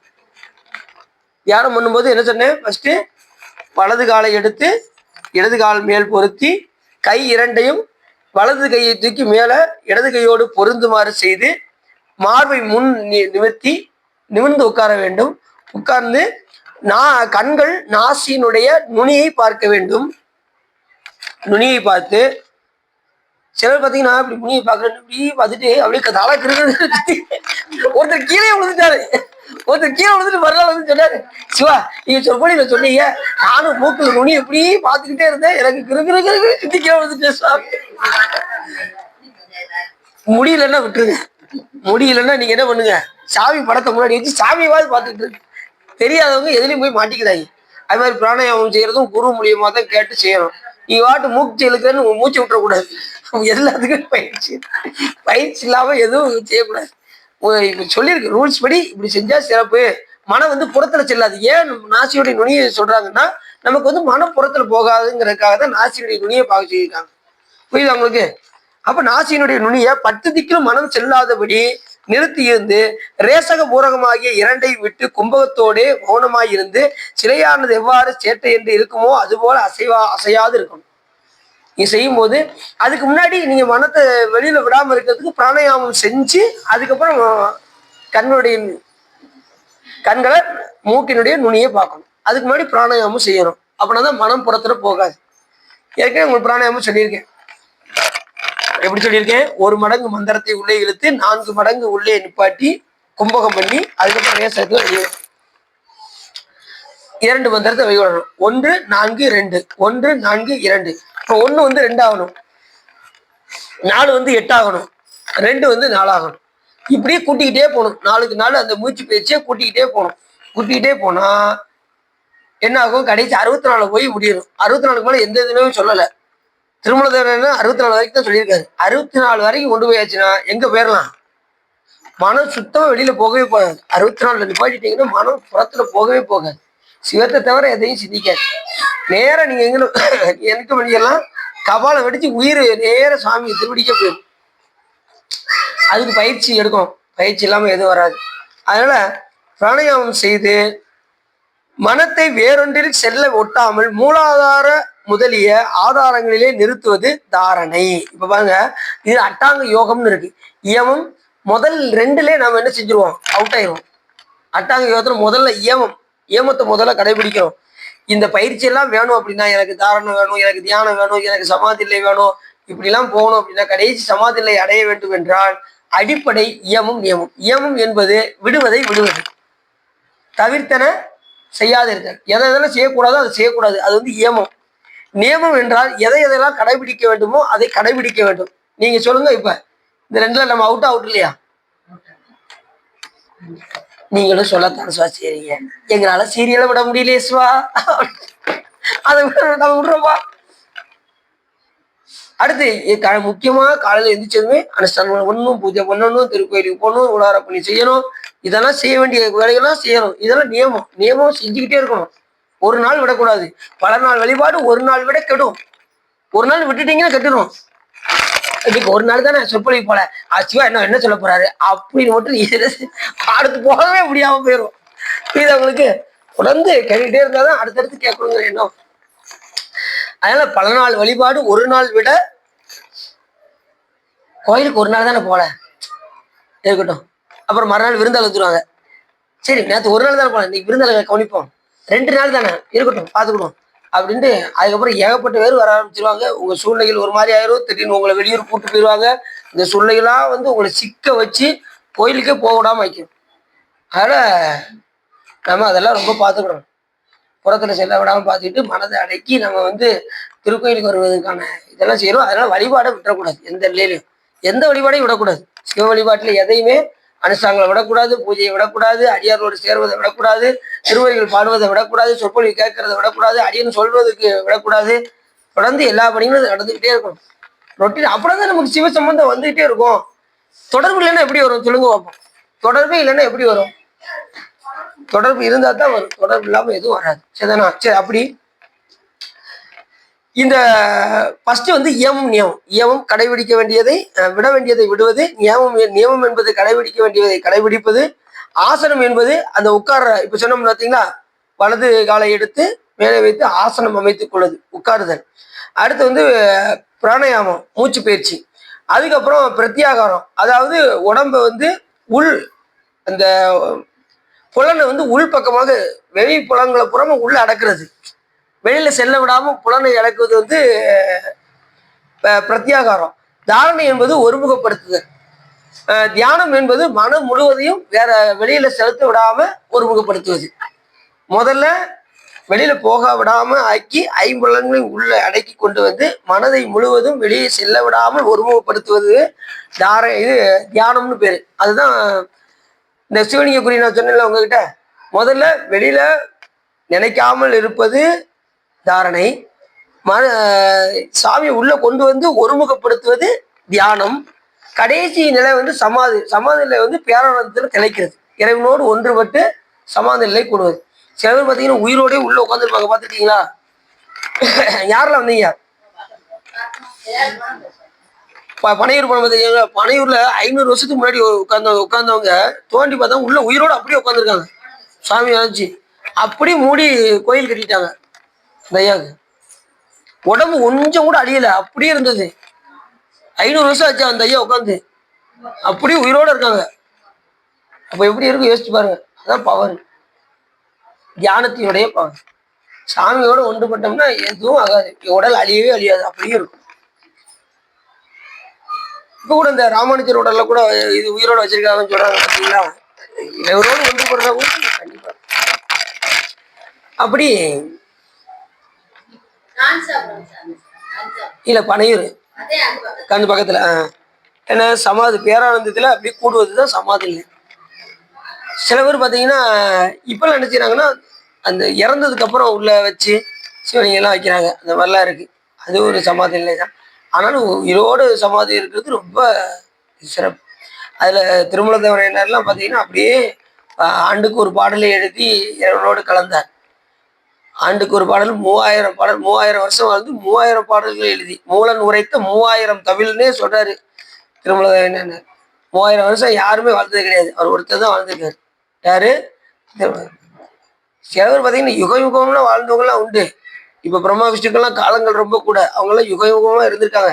ஆனா பூலகத்துல அதிக வாழ்ந்தது திருமல தேவரையன். 3000 ஆண்டு 3049 பாடல்களை கொடுத்துட்டு போயிருக்காரு. அதை நம்ம பாடுறதுக்கு நமக்கு டைம் கிடைக்க மாட்டேங்குது. அப்புறம் ஒரு வழியா என்ன செஞ்சிட்டோம், 3000 பாடல பாட திருவருள் கூட்டி வைத்தது. சரி, அப்படி இந்த யமம் நியமம் ஆசனம் பிரணயாமம் பிரத்யாகாரம் தாரணை தியானம் சமாதி நிலை, இதுக்கு பேர் அட்டாங்க யோகம்னு பேர். இந்த அட்டாங்க யோகம் பண்ணினாலே நமக்கு அட்டமா சித்தியெல்லாம் வரும். நமக்கு அனிமா கரிமா லகிமா பிராத்தி பிரகாமியம் ஈசித்துவம் வசித்துவம் என்கின்ற அட்டமா சித்தியெல்லாம் நமக்கு வரலாம். நாம நினைச்சா சுவாமி கொடுப்பாரு, இல்லை அப்படின்னா கொடுக்க மாட்டார். நீங்க விரும்புனீங்கன்னா கொடுப்பாரு. இப்ப அருளாளர்கள்லாம் அந்த அட்டமா சித்தியை பெற்றுக்கொண்டு நல்லதுக்கு பயன்படுத்தினார்கள். இப்ப இறந்தவர்கள் உயிரோடு எழுப்பினார்கள். இதெல்லாம் சித்தி இருந்தா தான் பண்ண முடியும், சித்தி இல்லைன்னா பண்ண முடியாது. சடையா எனுமாள் சரணி எனுமாள் அந்த பெண்ணு அந்த பையனை கூட்டு ஓடி வந்துருச்சு. ஓடி வந்து மறுநாள் விடிஞ்சா கல்யாணம் 2 பேருக்கும். அந்த பையன் பாம்பு கடித்து இறந்து விட்டான். அந்த காலத்துல என்ன செய்ய மாட்டாங்க, கல்யாணம் முடியாம ஆண்மகனை தொட மாட்டாங்க. அந்த பையனை தொட்டு கூட அழுக முடியாத சூழ்நிலை அந்த பெண்ணுக்கு. அப்படியே அழுதுகிட்டு இருக்கு. அந்த நேரத்துல ஞானசம்பந்த பெருமான் அங்க வந்தாரு. எத்தனை நாளோட வந்தாரு? 16,000 அடியார்களோடு அங்க வந்துட்டு இருக்காரு அந்த திருக்கோயிலுக்கு. வரும்போது இந்த பெண்ணுடைய அழுகுரல் அவருக்கு கேட்கு. எப்பவுமே ஞானிகள் உடனே கோயிலுக்குள்ள உள்ள போயிட மாட்டாங்க. முதல்ல ஏதாவது ஒரு உயிர் துன்பப்பட்டா அந்த உயிரினுடைய துன்பத்தை நீக்கி விட்டுதான் கோயிலுக்கு போவாங்க. இல்ல நான் முதலில் கோயிலுக்குத்தான் செல்வேன் அப்படின்லாம் போக மாட்டாங்க. முதல்ல இப்ப நம்ம கண்ணுக்கு முன்னாடியே எந்தாவது ஒரு உயிர் துன்பப்பட்டால் அந்த உயிருடைய துன்பத்தை நீக்குவது நமது கடமை. முடிஞ்ச அளவுக்கு அந்த உயிருக்கு என்ன செய்யணுமோ அதை நம்ம செய்யணும். புரியுது அவங்களுக்கு? புரிஞ்சிச்சா? அடுத்தவங்க அழுதுகிட்டு இருக்கும்போது நம்ம சிரிச்சோம் அப்படின்னா நமக்கு நரகம் கண்டிப்பா காத்துக்கிட்டு இருக்குன்னு அர்த்தம். ஒருத்தர் அழுகும் போது நாம் சிரித்தால் நமக்கு எது உண்டு? நரகம் வா வா என்று அழைக்கும். அது மாதிரி அடுத்தவங்களுடைய வாழ்வை கெடுக்கிறது, பிறருடைய வாழ்க்கையில போய் குறுக்கிடுவது, இதெல்லாம் மிகப்பெரிய. ஒரு முனிவர் இருந்தார். அந்த முனிவர் என்ன பண்ணுவாரு, பெரிய யாகம் செய்வார், நல்ல யாகம் செய்வார். அவருக்கு சொர்க்கத்தை அடைய வேண்டும் என்கின்ற ஆசை. எப்படியாவது யாகம் செஞ்சு சொர்க்கத்தை போய் அடையலாம் அப்படின்னு சொல்லி நிறைய தவம் இருந்தாரு, நிறைய யாகம் செஞ்சாரு, எத்தனையோ பொருட்கள் எல்லாம் அந்த யாகத்தில் போட்டாரு. போட்டு அவருடைய தவம் சித்திக்குதான்னு அப்படி பார்த்தாரு. பார்த்ததும் ஊர் மக்கள்லாம் ரொம்ப அவருடைய தவத்தினுடைய காரணமாக ஊரெல்லாம் செழிப்பா இருந்தது. எல்லாரும் யாக பொருள்லாம் அவர்கிட்ட கொண்டு வந்து கொடுத்தாங்க. அவர் என்ன பண்ணாரு, அந்த யாகம்லாம் செய்து நல்லா சிறப்பா நம்மளுடைய யாகம் நல்லா சிறப்பா இருக்கு, அப்ப நம்ம சொர்க்கலோகத்துக்கு போகக்கூடிய தகுதி நமக்கு வந்துருச்சுன்னு நினைச்சேன். யாரு? அந்த முனிவர். அப்படி நினைச்சதும் உடனே இப்ப அக்னிகிட்ட சொல்றாரு, அக்னியே நான் எல்லா பொருட்களையும் உனக்கு போட்டேன், இப்ப நான் என்ன செய்ய போறேன், என்னையவே நான் உனக்கு ஒப்படைக்க போறேன் அப்படின்னா. இப்ப குதிரையெல்லாம் விடுவாங்க தெரியுமா உங்களுக்கு? யாகத்துல ஏற்கனவே நம்ம அந்த கிரீப சக்கரவர்த்தி உள்ள போடுறதுக்கு அந்த குதிரையை தேர்னார் பார்த்தீங்களா? இந்த பகீரத அரசனுடைய அந்த கதையில நம்ம பார்த்தோம். நெருப்பு எல்லாத்தையும் வாங்கும். நெருப்பு அக்னி வந்து எல்லாத்தையும் உள்ள வாங்குவார். அந்த விரதத்திலே அந்த யாகத்திலே நிறைய யாகம் இருக்கு. அதுல சிவயாகம் தான் சிறப்புடையது. அதுலதான் அசைவம்லாம் போட மாட்டாங்க. இது மட்டும்தான் போடுவாங்க. அந்த மூலப்பொருட்களை மட்டும்தான் நவதானியங்கள் முதற்கொண்டு அதை தான் போடுவாங்க. அப்படி அவர் யாகம் செய்யும் போது இப்ப நான் என்ன செய்ய போறேன், என்னையவே உன்னை ஒப்படைக்க போகின்றேன் என்று சொல்லி நான் இங்கிருந்து நேராக நான் சொர்க்கத்துக்கு செல்ல வேண்டும் என்று தன்னுடைய உடம்பு முழுவதையும் அந்த யாகத்துக்குள்ள உள்ள போனாரு. அப்படி நேர சொர்க்கத்துக்கு போனார். சொர்க்கத்துக்கு போனா அங்க கதவு பூட்டப்பட்டது. கதவு என்னடா இது பூட்டி இருக்கேன் அப்படின்னு சொல்லி போய் தட்டினாரு கதவை. உள்ள இருந்து ஒரு தேவன் உள்ள இருந்து வெளியில வந்தார். நான் வந்து யாகம் செஞ்சு இங்க சொற்குலோகத்துக்கு வந்திருக்கேன், கதவு ஏன் அடைத்திருக்கின்றதுன்னு கேட்டார். நீ புண்ணியம் செஞ்சிருந்தா அதுவே தானாக திறந்திருக்கும். நீ யாகம் செஞ்சதெல்லாம் கரெக்டு தான், ஆனா நீ முக்கியமான ஒரு வேலையை செய்யாம வந்ததுனால இந்த சொற்குலோக கதவு திறக்காம இருக்கு. அந்த வேலையை செஞ்சுட்டு வந்தா கண்டிப்பா இது தானாகவே திறக்கும். நீ திருமணம் முடிக்காம இருந்த, திருமணம் முடிச்சு குழந்தைகளை பெற்றுக்கொண்டு அந்த குழந்தைகளுக்கு நல்ல விஷயங்களை சொல்லி கொடுக்காமல் விட்டதுனால நீங்க போவதற்கு உனக்கு அனுமதி இல்லை அப்படின்னா. நல்லா தெரிஞ்சுக்கோங்க, இல்லறம் என்பதே நல்லறம். இல்லத்துல ஈடுபட்டு ஈஸ்வரை மறவாமல் இருக்கணும். ரெண்டாவது, பிள்ளைகளுக்கு அந்த ஞானத்தை போதிக்க வேண்டும். அவர்களுக்கு இல்லைனாலும் குற்றம், பிள்ளைகளுக்கு சாமியை பத்தி எடுத்து சொல்லலைனாலும் குற்றம். அதனால அவங்களுக்கு என்ன செய்யணும், அதுக்குத்தான் குழந்தைகளுக்கு சுவாமி நமக்கு எது கொடுத்துருக்காருன்னா இறைவனை பற்றி அவர்களை அறிவதற்காக தான் கொடுத்துருக்காரு. அவங்களுக்கு நாம கற்ற அந்த கலைகளை எல்லாம் சொல்லி கொடுக்கணும், அவங்களையும் தீட்சை எடுக்க வைக்கணும், அவங்களுக்கு செய்ய வேண்டிய கடமைகள் எல்லாம் செஞ்சுக்கிட்டே நாம இறைவனை பற்றி எடுத்து போதித்து கொண்டே இருக்க வேண்டும். இந்த காரியங்களை நீ விருத்தி செய்து அவர்களுக்கு நல்ல இதெல்லாம் சொல்லி கொடுத்து அதுக்கப்புறம் நீ சொர்க்கத்துக்கு வந்தா அதுவே தானாக திறக்கும் என்று அந்த தேவன் வந்து சொன்னான். உடனே மறுபடியும் அதுக்கு என்ன செய்யணும், அதுக்கு என்ன உபகாரம் அப்படின்னதும், நீ மறுபடியும் போய் பிறவி எடுத்து நீ இந்த காரியங்களை செய்து விட்டு வா அப்படின்னு அந்த தேவன் சொன்னதும் அடுத்த நிமிஷமே ஒரு பறவையாக வந்துட்டாங்க. யாரு? அந்த முனிவர். உடனே அங்க ஒரு பெண் பறவையை பார்த்தார். அந்த பறவையின் மேல் விருப்பம் வந்தது. இருவருக்கும் திருமணமாகியது. 4 பிள்ளைகளை பெற்றார்கள். எத்தனை பிள்ளை? 4. 4 பிள்ளை, சூப்பர் பிள்ளை. இப்ப 4 பிள்ளையும் எல்லாம் குடும்பத்தோட நல்லா சந்தோஷமா இருக்காங்க. அந்த முனிவர், அந்த மனைவி, 4 பிள்ளைங்க சந்தோஷமா இருக்கையில ஊடால ஒரு குறுக்க ஒரு பறவை வந்தது. அங்கதான் ஆரம்பிச்சது. இப்படிதான் அடுத்தவங்க வாழ்க்கையை போய் என்ன செய்யக்கூடாது, ஊடால போய் கெடுக்கக்கூடாது. இந்த பெண் பறவை இன்னொரு பெண் பறவை போய் அந்த ஆடவரை கவர்ந்து அவனை இழுத்து நம் வசம் ஈர்க்க வேண்டும் என்று அந்த பறவை விரும்பி உடனே அவரும் மயங்கிட்டாரு. அந்த முனிவரும் மயங்கிட்டாரு. மயங்கி அவர் பின்னாடி போக ஆரம்பிச்சிட்டாரு. அந்த பறவை பின்னாடி போனதும் இப்ப குடும்பத்தை விட்டு போயிட்டாரு. அந்த பெண்ணோடு சௌக்கியமா இருக்காரு அந்த பறவையோட. இப்ப இந்த பெண் வந்து, இந்த பறவை ஆகிய அந்த பெண் வந்து 4 குழந்தைகளோடு இருக்கும்போது திடீர்னு அந்த காட்டு தீ ஒன்று பரவியது. நெருப்பு முழுவதும் பரவி அப்படியே காட்டையே அழிச்சுக்கிட்டு இருக்கு. இந்த நேரத்துல இவங்க எல்லாம் பயப்படுறாங்க. இந்த தாயையும் இந்த பிள்ளைகள் 4ம் ரொம்ப பயப்படுறாங்க. உடனே அந்த தாய் பறவை சொல்லுது, அந்த கீழே ஒரு எலி வலை இருக்கு, அதுல போய் நீங்க தப்பிச்சுக்கோங்க, என்னைய பத்தி கவலைப்படாதீங்க, நீங்க 4 பேரும் போய் அதுல போய் தப்பித்துக் கொள்ளுங்கள் அப்படின்னு. அந்த பறவை சொன்னிச்சு, அங்க எலி இருந்தா என்ன பண்றது? அது பாருங்க, ஏன்னா இவர் ஞானியுடைய குழந்தையாது, அது எலி இருந்தா எங்களை கொத்தி அது கொஞ்சம் கொஞ்சமா கொன்னு சாப்பிட்றதுக்கு நாங்க நெருப்புலேயே செத்து போயிடுவோம் அப்படின்னு சொல்லி அந்த ஒரு பறவை சொல்லுது. அந்த 4 குட்டியில ஒரு குருவி சொல்லுது. உடனே அதெல்லாம் ஒன்றும் ஆகாது, ஏற்கனவே அந்த இதுல வந்து ஒரு எலி போனதை நான் பார்த்தேன், அதனால நீங்க தைரியமா நீங்க விடலாம். சரி, நீங்க ஒண்ணுது போறதானே பாத்தீங்க, உள்ளுக்குள்ள நிறைய இருந்ததுன்னா என்ன செய்யறது? இன்னொரு பறவை சொல்லிச்சு. இப்ப எவ்வளவு விவரமா சொல்லுது பாருங்க. யாருடைய குழந்தை? முனிவருடைய குழந்தை. ஏன்னா அது ஞானத்தை நிறைய ஊட்டியிருக்காரு. பிள்ளைகளை பெறுவது பெருசு கிடையாது, அவங்களுக்கு ஞானத்தை போதிக்க வேண்டும். அதுக்கு அறிவு எப்படி வேலை செய்யுது பார்த்தீங்களா அப்படி சொல்றது. நான் அது இன்னும் நிறைய எலி இருந்தா எங்களால் தாங்க முடியாது, அதனால நாங்க இருக்கோம், எங்களை பத்தி நீங்க கவலைப்படாதீங்க, நீங்க என்ன பண்ணிருங்க, நீங்க தப்பிச்சுக்கோங்க, நீங்க இங்க இருந்து உங்களால தாங்க முடியலன்னா, வெப்பம் தாங்க முடியலன்னு நீங்க போயிருங்க, உயிர் பெயர்ந்தது நீங்க போயிருங்க, எங்களை பத்தி கவலைப்படாதீங்க அப்படின்னு சொல்லி 4 பேரும் அங்கேயே நாங்க இருப்போம் அப்படின்னு சொல்லி அந்த கூட்டுக்குள்ளே இருக்கு. அந்த நேரத்துல இவர் இங்க சந்தோஷமா இருக்காரா, இந்த முனிவர் அந்த பறவையோட. இவருக்கு இந்த காட்டு தீ பரவுனதும் நெருப்பு முழுவதும் வந்துகிட்டு இருக்கே, அங்க ஏற்கனவே நம்ம மனைவி மக்கள் எல்லாம் விட்டுட்டு வந்துட்டோமே, இப்ப அந்த மனைவி மக்களை போய் எதுவும் பண்ணாம இருக்க வேண்டுமே அப்படின்னு சொல்லி அக்னி தேவனை நினைத்தார். அக்னி தேவன் அவருக்கு காட்சி கொடுத்து, ஏற்கனவே அவர் யாகம் செஞ்சவரா, நினைச்ச நேரத்துல அக்னி தேவன் அவருக்கு வந்து காட்சி கொடுப்பாரு.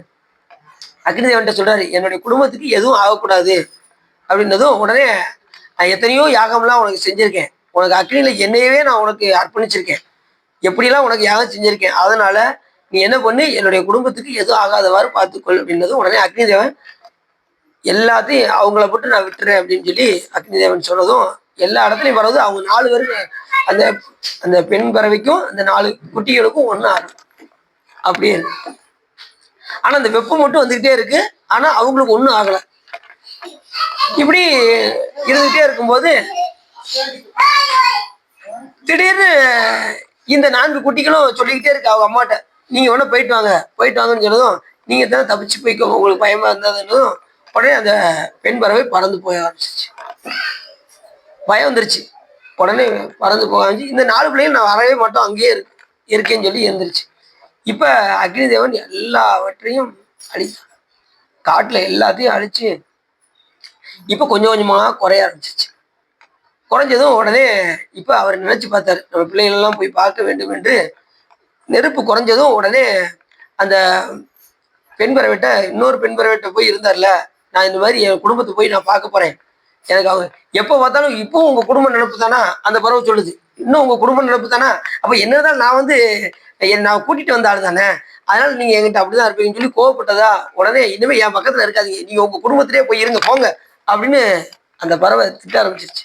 உடனே நல்லதா போச்சு அப்படின்னு சொல்லி அவரு நேர பறந்து வந்து மனைவியோடு வந்து இருப்போம்னு சொல்லி வந்தா அங்க 4 குட்டிகள் இருக்கு. இதுவும் இது நெருப்பெல்லாம் குறைஞ்சிருச்சு, நம்ம குட்டிகள் எப்படி இருக்குன்னு சொல்லி அது அந்த பறவையும் பறந்து எல்லாம் ஒண்ணு சேர்றாங்க. அந்த 4 குட்டிகள், இந்த முனிவர், அந்த பெண் பறவை 5 பேரும் ஒண்ணு சேர்றாங்க. ஒண்ணு சேர்ந்ததுக்கு அப்புறம் இனிமே நான் அந்த மாதிரி எல்லாம் போக மாட்டேன் அப்படின்னு சொல்லி சொன்னதும், அதுக்கப்புறம் இவங்க வாழ்க்கையை குறுக்கிட்டு அந்த பறவை இருக்கு பாருங்க, அக்னி என்ன பண்ணா அந்த பறவையை அழித்தான். அடுத்தவங்க வாழ்க்கையை கெடுத்தால் நம்முடைய வாழ்வு அழிபடும் என்பதுக்காக இந்த கதை. புரியுதா உங்களுக்கு? அடுத்தவங்க வாழ்க்கை கெடுத்தோம்னா நம்ம வாழ்க்கை போயிரும்ல, அதுதான் அந்த பறவை கடைசியா நெருப்பு போட்டு அழிஞ்சே போச்சு. உங்க வாழ்க்கையில குறுக்கிட்டதுல அந்த பறவை.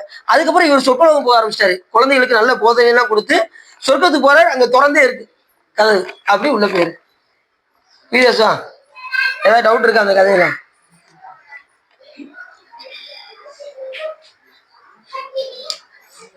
அப்ப யோகத்துல நிறைய அவரு கூட யாகம் செஞ்சாரு. நமக்கு வந்து யோகம் வந்து ரொம்ப முக்கியம். நம்ம சொர்க்கலோகம் கிடையாது, நமக்கு வந்து மோட்ச வாசல், சொர்க்க வாசல் கிடையாது, நம்மளுடைய வாசல் மோட்ச வாசல். நம்ம பிறவிக்கே வராத ஒரு வாசல் நமக்கு தான் இருக்கு.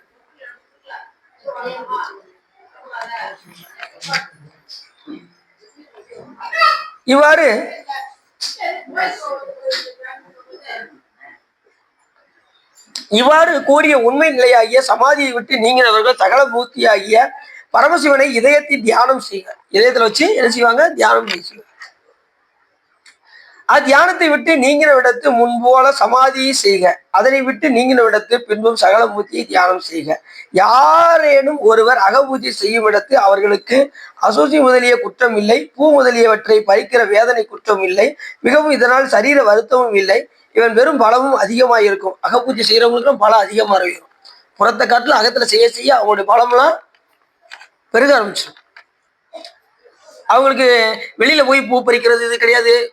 இப்ப உள்ள ஒரு இடத்துல உட்காந்துட்டாங்க அப்படின்னா, சமாதி நிலைக்கு உட்காந்துட்டாங்க அப்படின்னா, அவங்க அந்த நேரத்துல அவருக்கு தான் சொன்னாரு, உள்ளம் பெரும் கோயில், ஊனுடம்பு ஆலயம், வள்ளல் பிரானாருக்கு வாய் கோபுர வாசல், தெல்ல தெளிந்தாருக்கு ஜீவனே சிவலிங்கம் ஆகும்.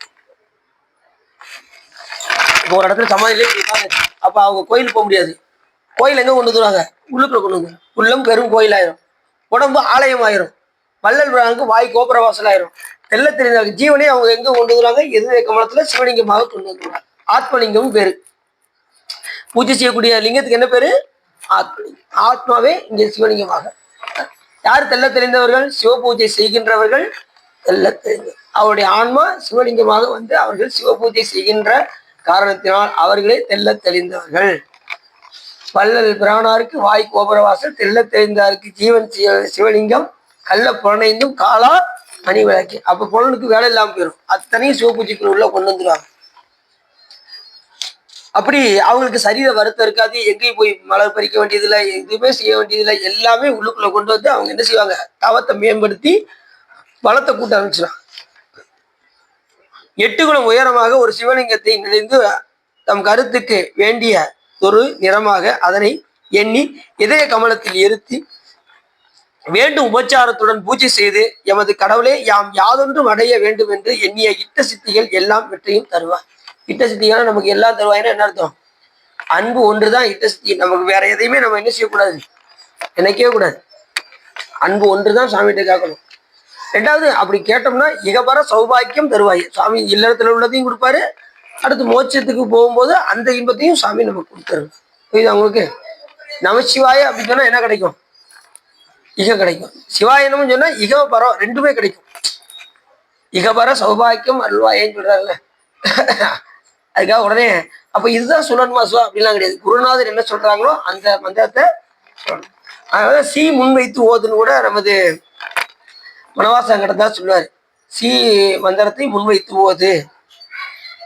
ஏன்னா சிவாய நம்ம, சிவாய சிவ, சிவ சிவ, சி என்கின்ற மந்திரம் முன்னாடி வருதா, அந்த மந்திரத்துக்கெல்லாம் இகபர சௌபாக்கியம் ரெண்டும். அப்ப நமச்சிவாயம் சொன்னா கிடைக்காது. நமச்சிவாயம் சொன்னா அதுதான் அடிப்படை, மூல மந்திரம் அதுதான். அதுல இருந்துதான் எல்லா மந்திரங்களும் வெளிப்படும். அப்படி மகிழ்ந்து அவரவர் வேண்டிய இட்ட சித்திகளை இம்மையே கொடுப்பார், இம்மையிலேயே கொடுப்பார் சாமி. ஈதென்று அறுதியிட்டு சொல்வதற்கு ஏது இல்லாத அழுக்கு மிகுந்த சரீரத்தை நமக்கு அந்நியம் என்று ஆராய்ந்த அறிவுடையவர்கள் அவர யோகம் பரயோகத்தை பொருந்தவும் முன் ஜனனந்தோறும் தொடரும் அஞ்ஞானங்கள் ஒழியவும் ஆரங்கமாகிய யோகத்தை யாம் விசாரித்து இந்நூலில் சொல்கின்றோம் அப்படின்னு அதை பத்தி நான் விவரமா எடுத்து சொல்றேன்னு சொல்லி முருகப்பெருமான் யார்கிட்ட சொல்றாரு? அகத்தியம்கிட்ட சொல்றாரு. பிராணயாமம் முதலாகிய சமாந்தியதாகிய ஆரங்க யோகமும் மோட்சம் அடைவதற்கு பாங்கு என்று சொல்லலாம். மோட்சம் அடைவதற்கு எது பாங்கு அப்படின்னா பிராணயாமமும் சமாதி நிலையம்.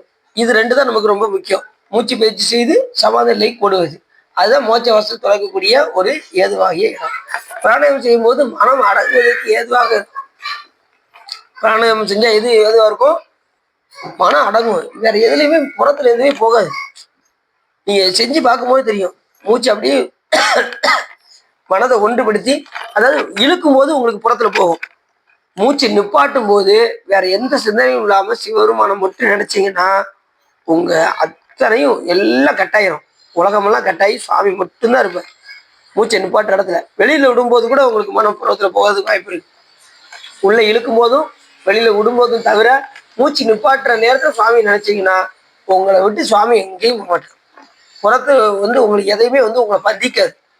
உங்க மனம் வெளியில போகவே போகாது. நீங்களே நினைச்சா கூட மனம் என்ன செய்யாது, போகாது. சிவத்துக்குள்ளே தான் நிற்கும். அதுக்கு இந்த பயிற்சி ரொம்ப முக்கியம்னு சொல்றாங்க பிராணாயாமம். அதான் இதுக்கு இப்படி வலது காலத்துக்கு மேல போடுறீங்களா, அதுக்கு என்ன பேர் தெரியுமா? சுகாசனம்னு பேரு. 2 காலையும் மாத்தி மாத்தி போட்டா பத்மாசனம்னு பேரு. எங்களால ஒரு காலிலே உட்கார முடியல. நீங்க 2 காலையும் இங்க தூக்கி போட சொல்றீங்க, இங்க தூக்கி போட சொல்றீங்க. எங்களுக்கு தெரிஞ்சதெல்லாம் சாதாரண சமயம்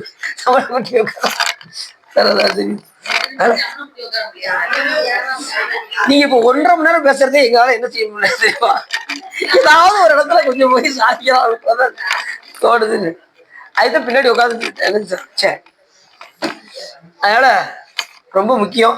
நமக்கு போய்கிட்டே இருக்கு யோகவியல் அப்படியே தொடர்ந்து போய்கிட்டே இருக்கு. 128 பாடல்ல சொல்லியிருக்காரு. நம்ம இப்ப 50 வந்திருக்கோம், பாதி இன்னும் பாதி பார்க்கணும். அதனால இது சிவஞான யோக இயல். நம்ம தானவியல் பார்த்தோம், இது யோக இயல். முழுக்க முழுக்க மனம் ஒன்றுதல் தான். இது படிக்க ஆரம்பிச்சாச்சுனாலே உங்க மனம் எங்க போகாது, புறத்தை நோக்கி போவதற்கான வாய்ப்பே கிடையாது. அதனால புறத்துல செல்ல விடாம சிவபெருமானை மட்டுமே சிந்தித்து ஒன்றியிருந்து நினைவுங்கள் ஊனமேல் ஒன்றில்லை கன்றிய காலனை கடிந்தான் தன் அடியவருக்காக சென்று தொழுமின்கள் தில்லை சிற்றம்படத்து நட்டம் என்று வந்தாய் என்னும் எம்பெருமான் தன் திருக்குறிப்பு என்று சொல்வதற்கிறங்க தோடுடைய செவியன் விடையேறிவோம் தூவன் மதி சூடில கடையே சொல்றாருல, அருநெறிய மறை வல்ல முனிய அருநெறிய மறை வல்ல முனியகன் பொய்கை அலர்வேய பெருநெறிய பிரமாபுரம் ஏவிய பெம்மானி வந்தன்னை ஒரு நெறிய மனம் வைத்துணர் ஞான சம்பந்தன் உரை செய்த திருநெறிய தமிழ் வல்லவர் தொல்வினை தீதல் எளிதாமே. ஒரு நெறிய மனம் வைத்து புனர் ஞான சம்பந்தன் உரை செய்த திருநெறிய தமிழ் வல்லவர் தொல்வினை தீர்தல். ஒரு நிறைய மனம் வைத்து அந்த திருப்பதியத்தை பாடினா நமக்கு தொல்வினைகள் வராதுன்னு சொல்றாரு. நம்ம பாடும்போதே பல சிந்தனையோட பாடணும். எப்படி வினப்போம்? ஒரு நிறைய மனம் வச்சு பாடனா நம்ம தொல்வினையை சாமி இல்லாம ஆயிக்கிறோம். சில பேர் பாடுறதா இங்க வாயு அசையும், என்ன முழுவதும் வீட்டுலதான் இருக்கும்.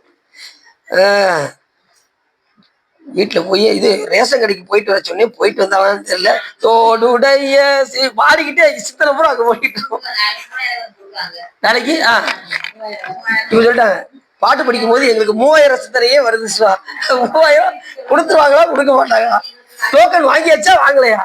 அந்த சித்தனை படி அப்படியா? நாளைக்கு தான் கொடுக்காங்களா? சிறப்பு, பரவாயில்ல, எல்லாருக்கும் சிறப்பா. நாளைக்கு சாமி திருவருள் எல்லாமே என்ன 3000 பணத்தோட கொடுத்து பெங்களூர் போயிட்டு வாங்க அப்படின்னு சாமி அனுப்புறாரு. சரி சரி, இதுகாரும் உள்ளம் நிறைந்து உகை சிறந்து இந்த சிவதர்மத்தை நீங்க கேட்டீர்கள் உங்களுடைய வல்வினை கருது திருவருள் உரையும் என்று சொல்லி திருப்புகழ் பாடி அடியே உரையை நிறைவு செய்கிறேன். வாசித்து காணுனாதது பூசித்து கூடனாதது வாய் விட்டு பேசொனாதது நெஞ்சினானே மாதற்கு தோணுனாதது